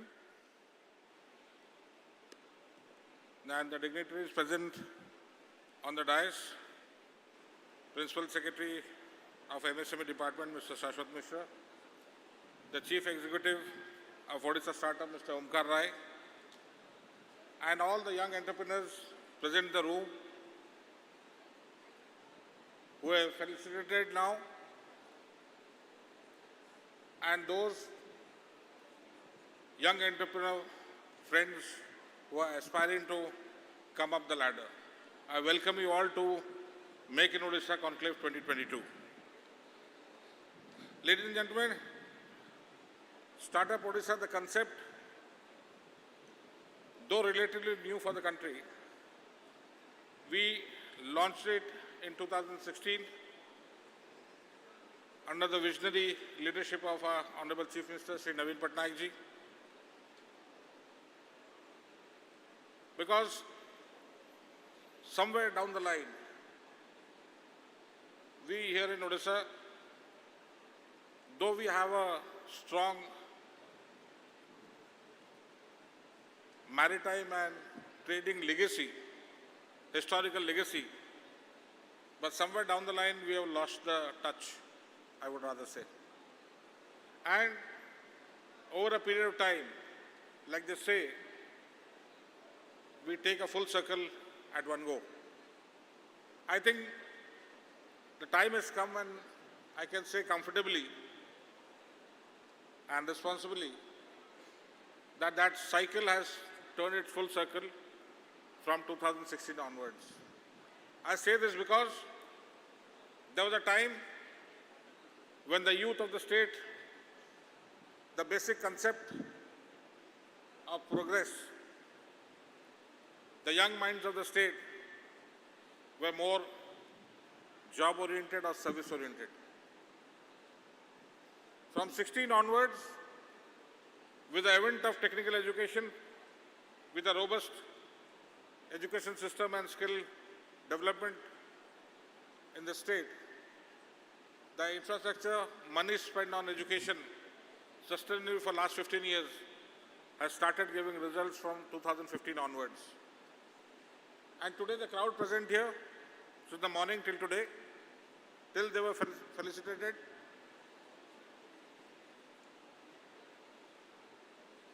it is a show that from 2016 onwards, the youth of the state, who are the future, they have taken the big leap into the entrepreneurship. And by their own merit, by their own sustainable talent in their own field, they have slogged their way up, they have worked hard, and they have ventured into not only the national ecosystem, but they have also reached the global ecosystem. The 4 youths who were felicitated the last are 4 ODI youths, and there are 3 more out of the 105 unicorns in the country, which we are proud of. 7 are ODI. And all the young entrepreneurs you saw are basically, each are a pillar in themselves. And that is what we are grooming in our Odisha startup program. We need to find that Midas touch, which we had lost long back. And here you see, slowly and steadily within this 7 years' time, cut out the 2 years of COVID shutdowns, in this 5-year time, the total revenue generated by startups, you'll be surprised, was about 250 crores. And in this last 2 years, it has gone up to about 1,500 crores. That is the kind of leap we have taken. And alone in this last 1.5 years, about 1,250 crores was generated in the way of investment intent and in the way of actual investment. The actual investment you saw, they were felicitated. They themselves, these 16 people have generated about 315 crore by among themselves. Now this is the kind of ecosystem which the Odisha startup, under the aegis of Odisha Startup Program, headed by Mr. Rai, we intend to achieve. The vision of Honorable Chief Minister is that while we seek investment from outside, while we seek funds from outside, while we are developing various sectors, metal and chemicals and other sectors we are targeting, focusing on various other sectors, we need to have our own homegrown entrepreneurs. And we can do it, as we have proved it now, and will prove in the future also. We have done it earlier. We did it about 2,500 years ago, and we can do it now. About in this Make in Odisha Conclave 2022, 6 MOUs have been signed, and about 7 IOLs have been also signed. I would congratulate and thank all the people who have signed MOU and have given us IOLs, that we will actively participate with you and will actively work with you and will extend all cooperation needed, because this is one ecosystem which we cannot fail in Government of Odisha. Because this is the leap of faith. Because it concerns the future of the state. They are the youth. And a robust youth who can take the risk of becoming a successful entrepreneur needs to be encouraged. And all those education institutions in the state, we need to work harder. We need to come together. We need to encourage startups right from the institution itself.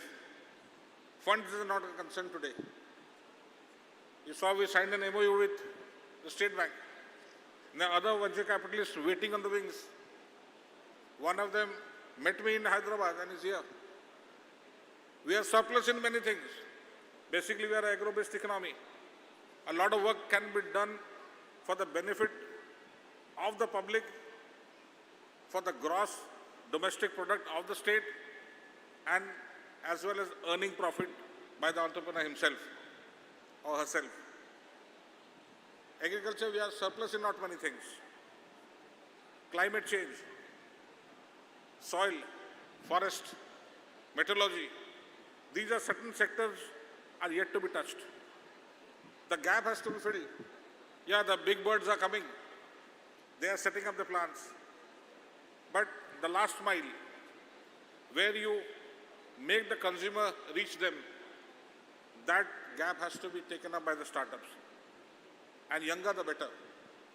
And we here in Odisha, though we made a modest beginning, but the way we are going, we are confident that by 2025, we'll have at least 5,000 startups, and at least by then, we would have a unicorn of our own from the state. That is the kind of hope we have, and that's the kind of encouragement we get when a lot of young entrepreneurs are coming forward to participate and to become an entrepreneur themselves. We are here to facilitate, and as part of the government, as a Minister MSME, it's my duty to carry out the vision of my leader. And like we say, when we commit, we deliver. That's the motto of my leader, and I stand by it. So whatever is being deliberated today, with course of time, you will find that we will stand by our commitment. I once again, thank you all for joining us today and making this Odisha Conclave, making Odisha Conclave 22 a success. Thank you once more, and thank you for joining the Jagannath. Jai Jagannath, Bande Utkal Jai. Thank you so much.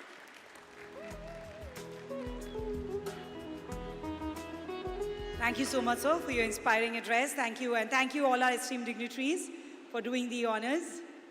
We would be moving to our next session actually after this. So I'd like to thank all our esteemed dignitaries for doing the felicitation and being a part of this session. We'll move to our panel discussion now.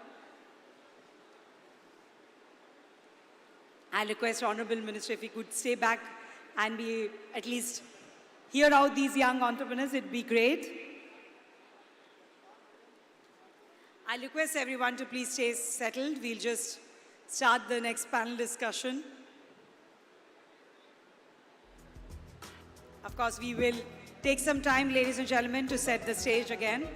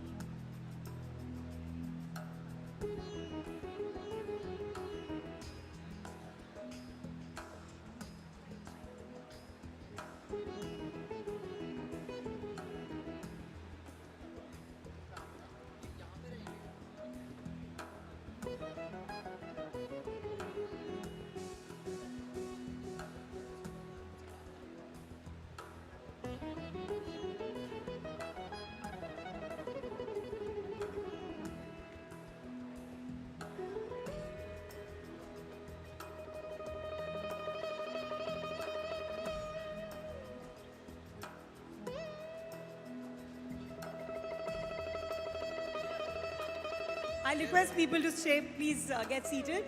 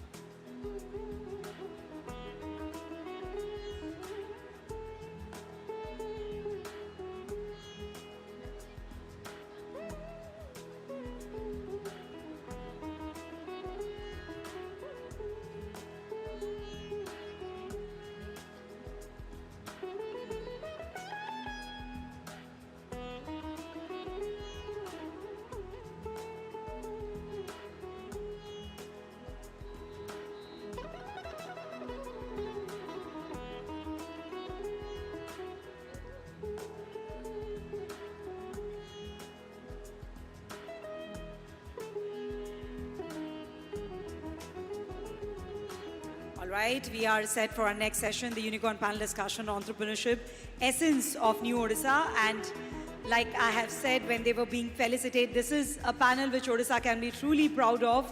So along with the moderator, the Executive Chairman of Startup Odisha, Mr. Omkar Rai, please welcome with a round of applause Mr. Rahul Das, co-founder Purple, Mr. Vishal Chaudhary, co-founder Zetwork, Mr. Amarendra Sahu, co-founder Nestaway, and Mr. Partha Das, Managing Director, Moglix.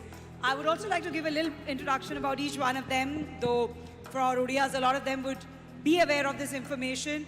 Mr. Rahul Das, co-founder Purple.com, largest online platform for beauty and grooming, hails from Berhampur, in fact, and as co-founder of Purple.com, they have been serving over 1 million beauty enthusiasts every month with 400 plus brands and 15,000 plus products.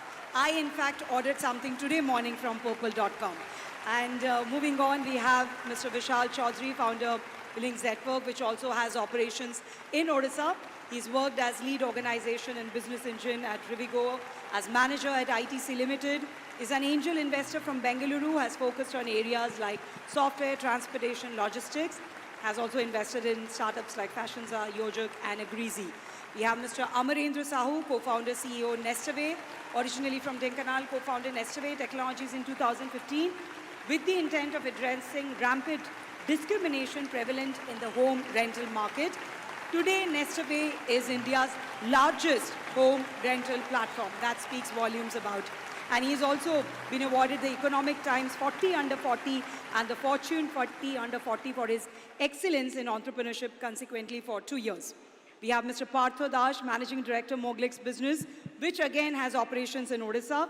Again from Baripada, Mayurbhanj. He's a result-oriented, high-energy sales and marketing professional with 15 plus years of hands-on experience in shaping business, especially in emerging markets, through sustained brand building activities and optimum distribution network. He's also worked in leadership position at manufacturing giants such as ITC, Tata Steel, and others.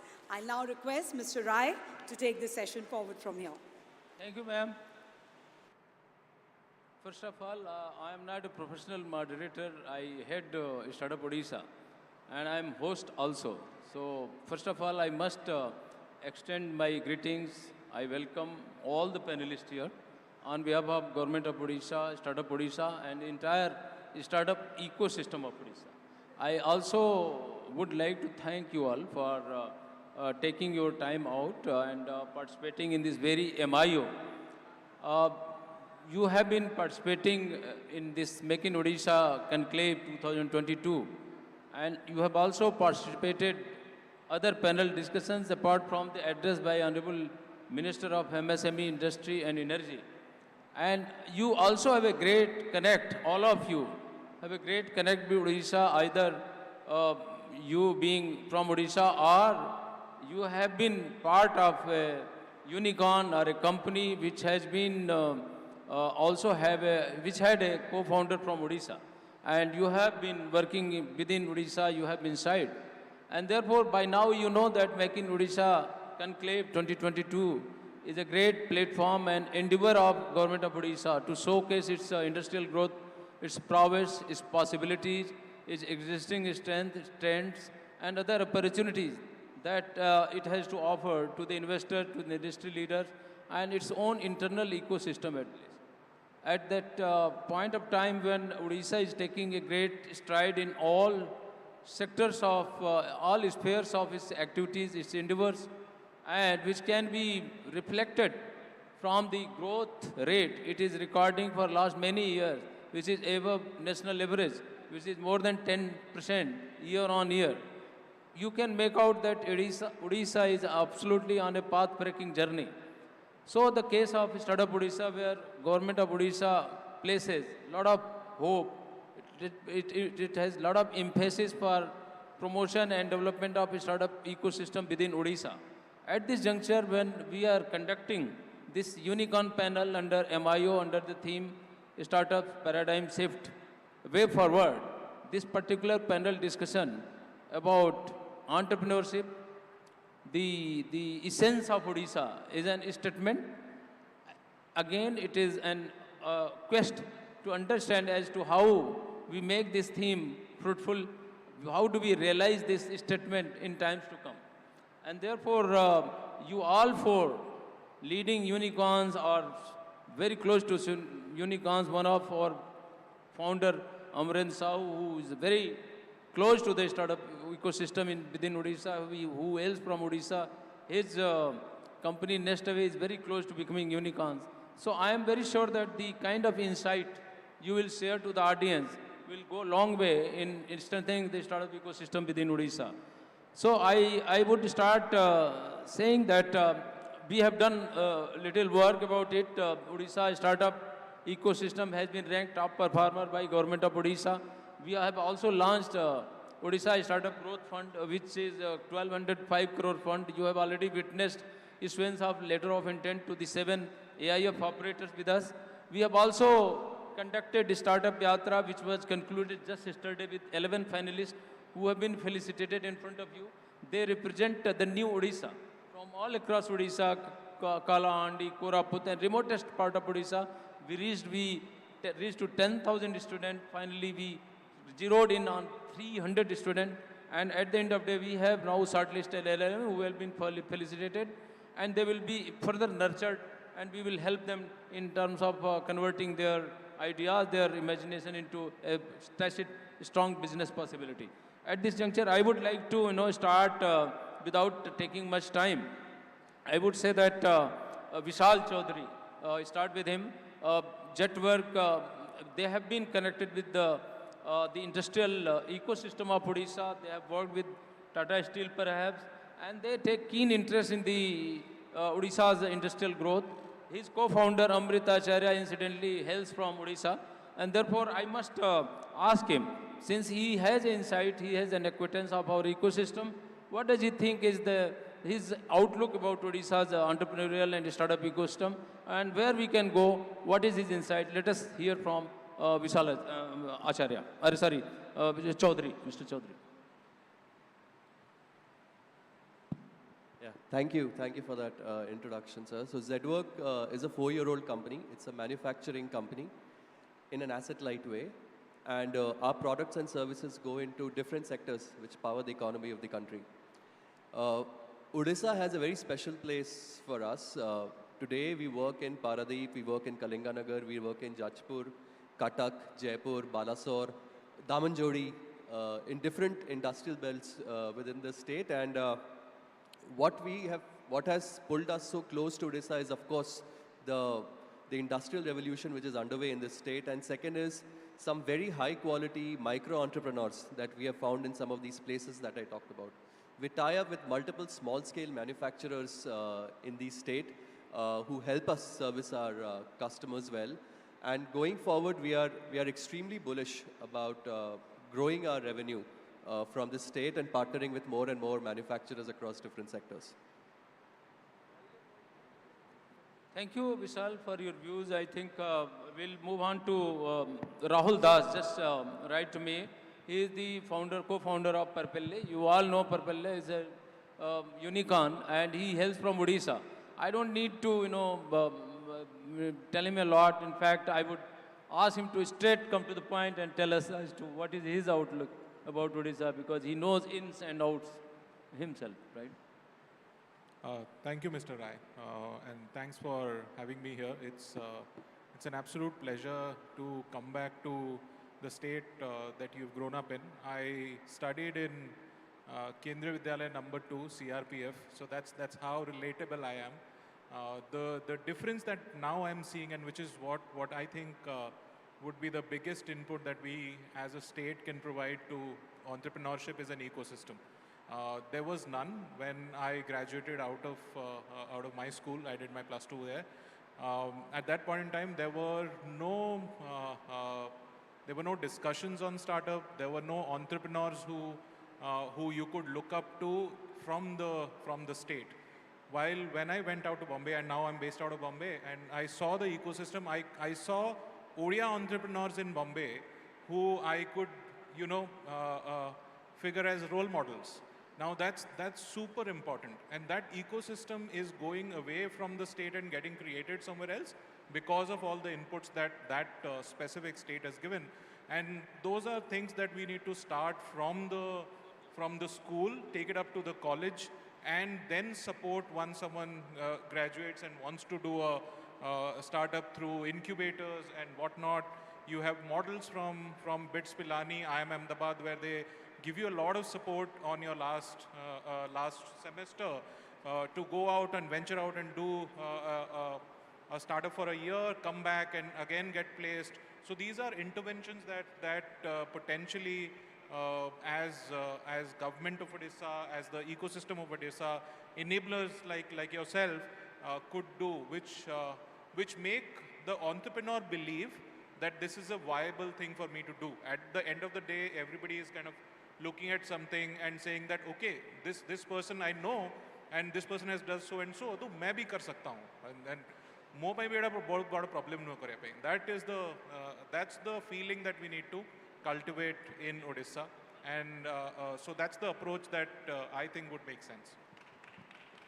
Very well, Rahul Das has spoken as to what has changed on the ground in terms of promotion of startup ecosystem, entrepreneurial ecosystem is on the ground. And it is a kind of testimony and validation of good work that is being done by the ecosystem, stakeholders, incubators, Startup Odisha and startups, academia and all, TAI, Bhubaneswar Angel, all these ecosystem players are trying to work. I would inform you better because that we just conducted Startup Yatra. We moved all the districts, conducted 100, we reached to 100 colleges, reached to 10,000 students. Again, I would say that we created a kind of platform where young boys and girls pitched their ideas. And that was a platform where actually they were trying to become, this was the first step towards sensitization and creation of entrepreneurship. Again, to promote this kind of work, we have also started Startup Express, which will be by the school students. So on one hand, we are trying to sensitize young boys and girls. Other hand, we are trying to strengthen our ecosystem. You just heard that we have just launched Odisha Startup Growth Fund, which is about 1,205 crores fund, will be available in another 5 years. So we are trying our best. Thank you very much for your validation. We will come back to you. Now I will go back to Moglic's Managing Director, Partha Das. Incidentally, he's from Odisha. And I think I won't ask a big question from him. He has been visiting here and he knows the ecosystem, he knows ins and outs of Odisha. So let's hear from him as to what is his outlook about Odisha's startup ecosystem, industrial ecosystem, and such other things that where he has to say. Good evening, everyone, and thanks for the introduction, Omkarji. It has been a pleasure to be here in Odisha, proud Odia. I'm from a very small town in Odisha, right? So, you know, through and through, if I just look back, the way Odisha has been actually developing, amazing. Every time I land here in Bhubaneswar, it's a new story. And honestly speaking, obviously the government is doing its bit in terms of focusing on the infrastructure, health, education, whatnot. Look at this platform. This platform, if I was told, has generated roughly around $175 million of VC funding. Now, I was there in Dubai yesterday. I'll give you a statistics. Last year in Pakistan, the entire country attracted an investment of $350 million, right? That's Odisha, half of Pakistan's total VC capital. If that happens, nothing like it. So what it actually, I mean, I'm really sure that obviously all the catalysts and players, government is doing its bit. VCs are coming into this market. Education institutes are supplying the talent which is required to be provided.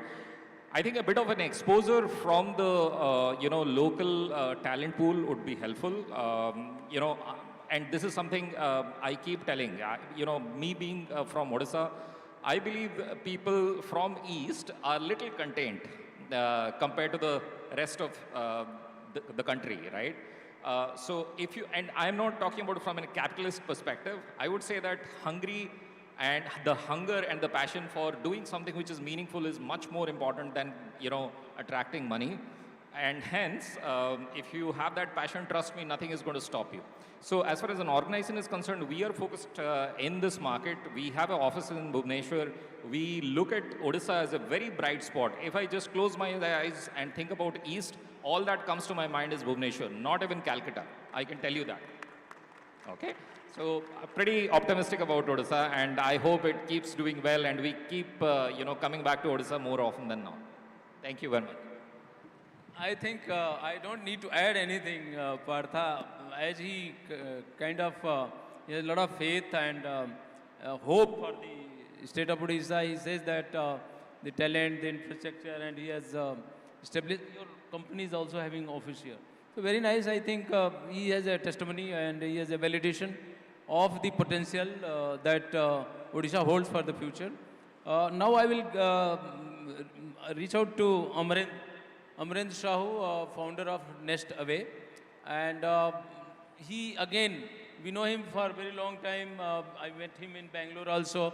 I met certain startups and ecosystem players. They all talk about him.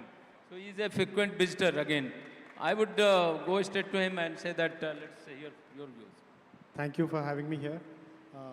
I think on the startup ecosystem front, I have been involved with Odisha startups, and people know that if they ever reach out to me on WhatsApp or LinkedIn, I have never said no to an Odisha startup. And I think I spend almost every Saturday morning talking to one or the other Odisha entrepreneur, because this state matters to me. And I think the kind of thing that we could do together is very special. I grew up here, and I think there's a lot of lucky accidents that I ended up where I ended up. And I just want to make sure that luck is not that big of a factor for people back in state. So from Odisha startup ecosystem maturity, I think I have seen product companies of very different level, and I'm going to name few because I think more than us, those guys who are battling it out here deserve all the recognition. There are companies like Good Meetings, there's company like Phoenix Robotics, this company that I just met called Transport Simple in Hall C, and MedTel Technologies. These kind of companies, and I've been working in Bangalore since 2004. All of them, to me, represent like super sophisticated, supremely hungry people. And I would take it from Partha that the hunger is in doing things right. And I love that about Odisha, that a lot of entrepreneurs sort of hesitate when it comes to raising money, because they sort of think of it as a fiduciary responsibility. And it's good, and at the same time, the kind of product focus that they have, like, Good Meetings in specific, I have been involved with them a lot for long. And, it's an example of how NIT Rourkela kids, and that team is entirely out and out Odia people, where all of them would have at least spent 10, 15 years in Odisha. When they talk, you could sense a very heavy Odia accent. But these guys are selling in the US, have raised money from every notable name that you'd know in VC industry. And they specifically went to angels because, they thought VCs are aggressive. They may not be up to the mark, but it takes, I think, a lot more to build a product startup. And I can say, without any doubt in mind, that in the next 5 years, Odisha would produce its own unique, 100 crore profit product startup selling in the US, completely built out of Odisha. Thank you, gentlemen. Thank you, Amrundra, for sharing the entire information. It's very valuable, and your insight, your engagement with our ecosystem goes a long way. I would rather say that it's a paucity of time, and therefore I would request panelists, I will reach out to Vishal Chaudhary and ask only one question now. That would be as, what is your guidance to the government as to what is we are required to do so that our startup ecosystem grows leaps and bounds. We are able to strengthen our ecosystem if we can see the emergence of, because startup ecosystem in Odisha has reached critical mass. Now, a lot of startups are doing great job attracting investment. And we have also been able to put more than 1,200 crores fund in place. and we are able to attract a lot of investor ecosystem within the state. They are coming and talking one-to-one with the startup. So, guidance to the startup founders, what should they do with their money? How do they use the money and other input that they are getting to make sure that they put good use of that money, right? And secondly, what ecosystem players like incubators, academia, and government, all these stakeholders, what should they do so that this startup ecosystem is strengthened? And also third, in one question only, as to whether you see any nearest possibility of emergence of at least one unicorn from the soil of Odisha. So I will go back to Vishal Chaudhary and seek his views. Thank you. First of all, I find this event very, very exhilarating with the participation and the seriousness from the government side as well. I was visiting some of the hall sites outside, the participation from the private sector also. This alone could be a very catalyzing moment for the new entrepreneurs, for the state. Whilst it's also very heartening to see the amount of funding that the government is, the kind of promotion that the government is giving to these startups, probably beyond money, what the government could actually do, because I have benefited immensely from mentorship and guidance from other entrepreneurs before I started Z-Work. If we could create a platform where the current entrepreneurs who have seen it and done it all, sort of, they know the 0 to 1, what works and what to stay away from. If those dialogues can be initiated with the entrepreneurial ecosystem of the state, it could really help the new age entrepreneurs. By the way, the entrepreneurs who got felicitated today are building absolutely wonderful, strongly stable companies. I was going through the booklet, very unique ideas. Maybe if we could go an extra mile in educating them, in helping them out, in coaching them, in doing better. Because whatever we have learned, the best we can do is pass on that learning to the next generation of entrepreneurs. What should the entrepreneurs do with the money? There are many things, early days. I mean, I would say once you fixate yourself with the idea that you want to transform into a company, hire a good team. Bring good people on board who can help you deliver or achieve the dreams that you have set out for yourself. Second is invest in the right technology and at the right time. Broadly, I mean, this is what the entrepreneur could do, and I think broadly these two. Thank you, Vishal, for your views. Now I will request Rahul for his view. I think there are very obvious answer to this question. I think which are you need funds, you need guidance, you need mentorship, advisory, industry connects, you need the technology know-how, you need the government regulations and all of those things to be a little more friendlier towards startup to make it faster and so on and so forth. Beyond that, I think and this I'm assuming all of us we know many people touch upon it. There's just one thing that I would want to specifically would like the ecosystem to work upon is belief. And belief is such a very strong ingredient towards an entrepreneur who is taking large amount of risk in his life, right? When the person believes that a unicorn is possible, a decacorn is possible, then it starts from there. If that belief doesn't exist, then irrespective of how many inputs we put, it won't work out. For that belief to happen, we need to remove frictions across the system. Frictions in the mind of parents when their kids start up instead of going and joining a government job. That friction we need to remove. We need to coach people very early in their careers to say that this is a viable and actually an acceptable route to take when it comes to what you want to do in life and so on and so forth. We need to take out the stigma of saying, okay, small company, large company, and so on and so forth. So all the felicitation and everything needs to start from the smallest startup, the guy who is taking the largest amount of risk, to the person who is investing 1,000 crores in the ecosystem. So I think our job as an ecosystem, and that will be my only recommendation beyond the obvious ones, is to try and create a system that believes, where people believe that we can do a billion, we can do 10 billion, we can probably do a trillion. It all starts from there. I think that's my suggestion. I think it's a very great assertion that you made, that provided that we have infrastructure, we have all the ecosystem that is required to promote the entrepreneurship is in place, then it is the belief, it is the self-esteem, it is the faith that comes into play. And that makes a lot of difference. And I am very sure that Odisha has got that self-esteem. I mean, this is how Odisha is asserting in the global phenomenon, global platform, that it can make wonders.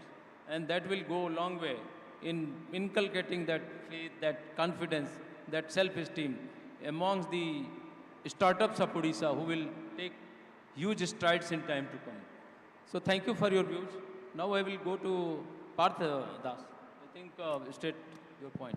Yeah, so I'll not take much of your time. Just very crisply, 3-4 points from my side. One, I believe, is that start with the problem statement you really believe is a big problem.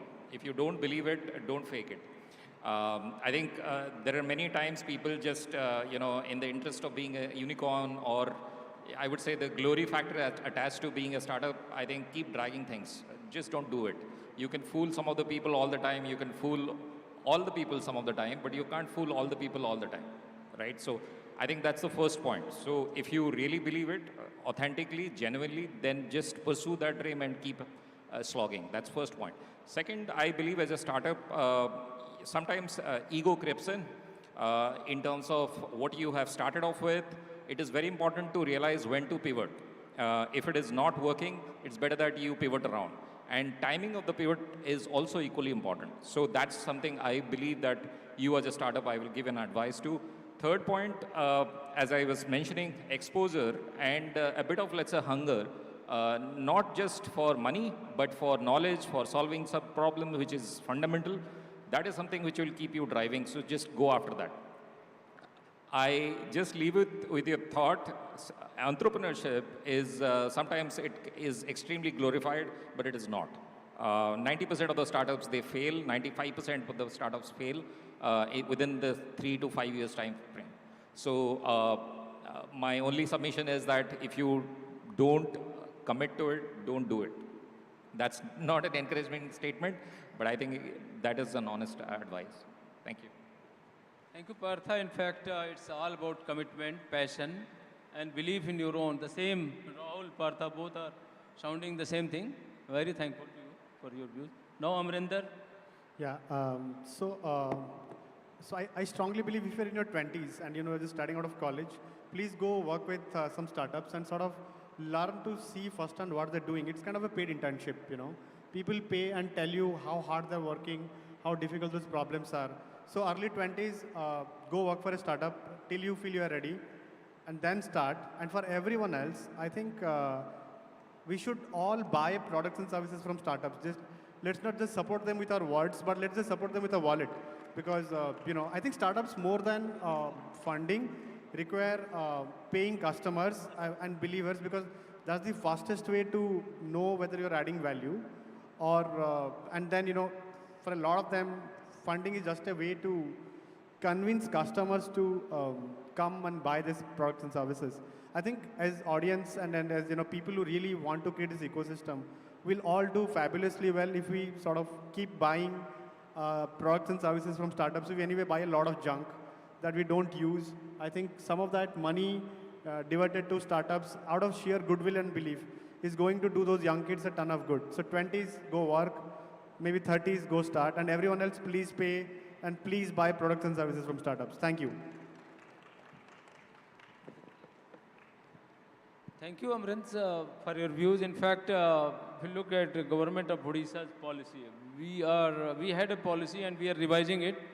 It is called preferential procurement policy. And once it comes, we'll be able to buy from the startup directly. I think it's a very good idea to create a market connect, to provide a platform. More than funding, it helps them more in case their product and services are bought and procured. I think it's a very great idea. I would say that we have heard from the horse's mouth. They are all leading founders and they have converted successfully their ventures, their ideas into a very strong unicorn or very close to unicorn companies. They are running them successfully and they essentially understand Odisha. They are very closely connected with Odisha. And I must say that the kind of insight they give to the government of Odisha, to Startup Odisha, and other ecosystem players, it will go a long way in terms of putting up right measures in place, right initiative in place, and it also gives a lot of hope, provided that because we, as we said, that we understood that we have policies, we have incentives, we have funds in place, and now it is the self-esteem, it is the commitment, and it is the hope that would drive our startup in Odisha to rise to that level where they can sooner or later become unicorns and even better than that. With these few words, I must extend a great thanks. I am very grateful on behalf of Startup Odisha and my own behalf. I am so thankful to all of you for taking time out and sharing your insight to the audience. I'm once again, it's nice to be with you this evening. Thank you.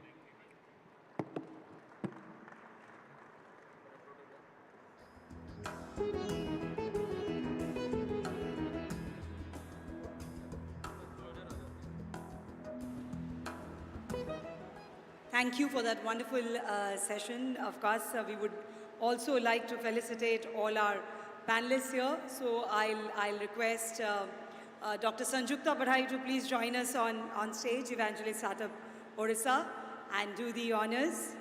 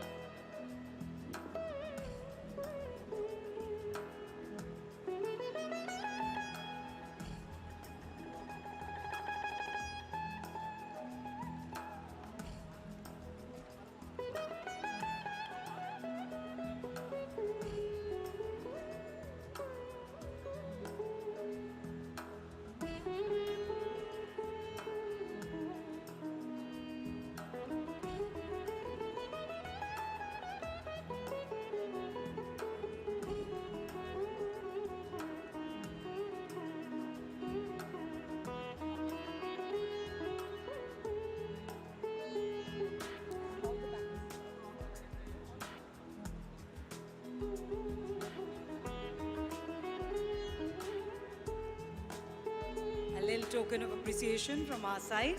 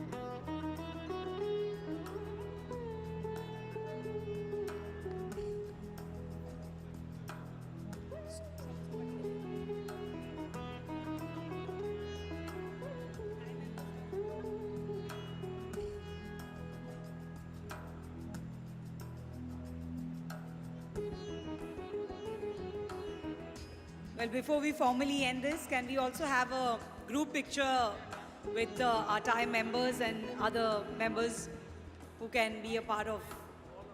We'll have a quick group picture, a group photograph.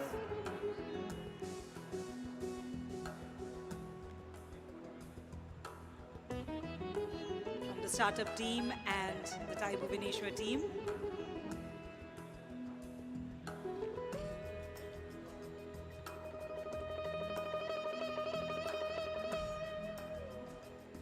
We'll have a group photograph.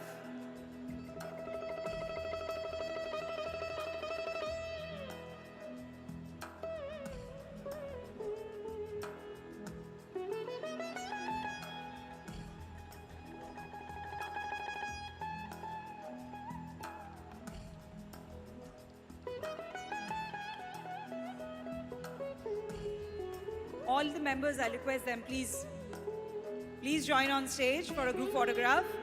A lot of hard work has gone behind this event. So I know everybody has been exhausted. We are a less crowd here right now, but let's hear it for the entire Startup Odisha team and also the TiE Bhubaneswar team. Everybody has contributed to make this a success. And of course, a big, big thank you to all our young entrepreneurs who made this such a grand success.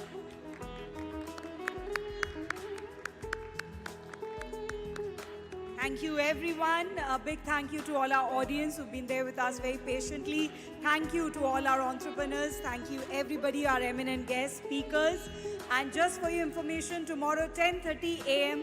at OHub, we have the Startup Ecosystem Mixer event where we will have both investors as well as academicians. So all startups are invited to be a part of it. If you want to be a part of it, please join at OHub 10:30 tomorrow. Thank you so much. Good night and God bless.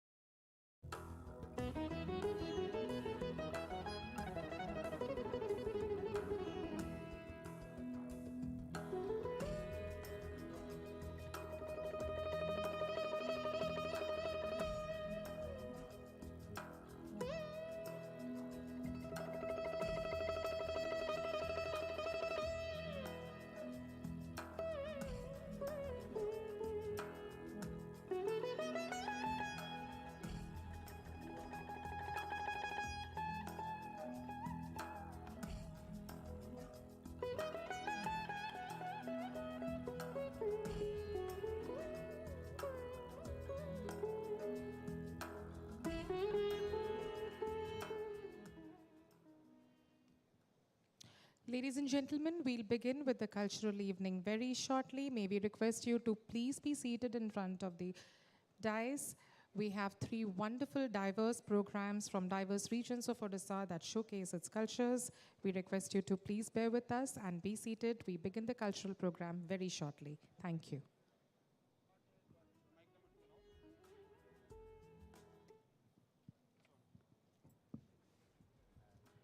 बंधुगण आ खूब स्वल्प समय मध्य आम आरंभ करने को जाऊँ आम सांस्कृतिक कार्यक्रम ओडिशारे संस्कृतिर जो विविधता को आपण मैंने उपभोग करिसेंती ताको गोटे मंच में परसी दबार ये अनन्य प्रयास तेणु आम नवेदन रखिबु आपण मैंने जोटी अछंती खूब शीघ्र आम सहित जोड़ी हुंतु मंच सम्मुखें एवं आम आउ किटी मुहूर्त पर आरंभ करने को जाऊँ ओडिशा कनक्लेव द्वितीय संध्यार सांस्कृतिक कार्यक्रम जोठी आपण समग्र ओडिशा को गोटे जगह देखिबार सुजोग पाइबे आम पुनश्च आपण मानक आसीबार बाट को चाहि रहिछु धन्यवाद।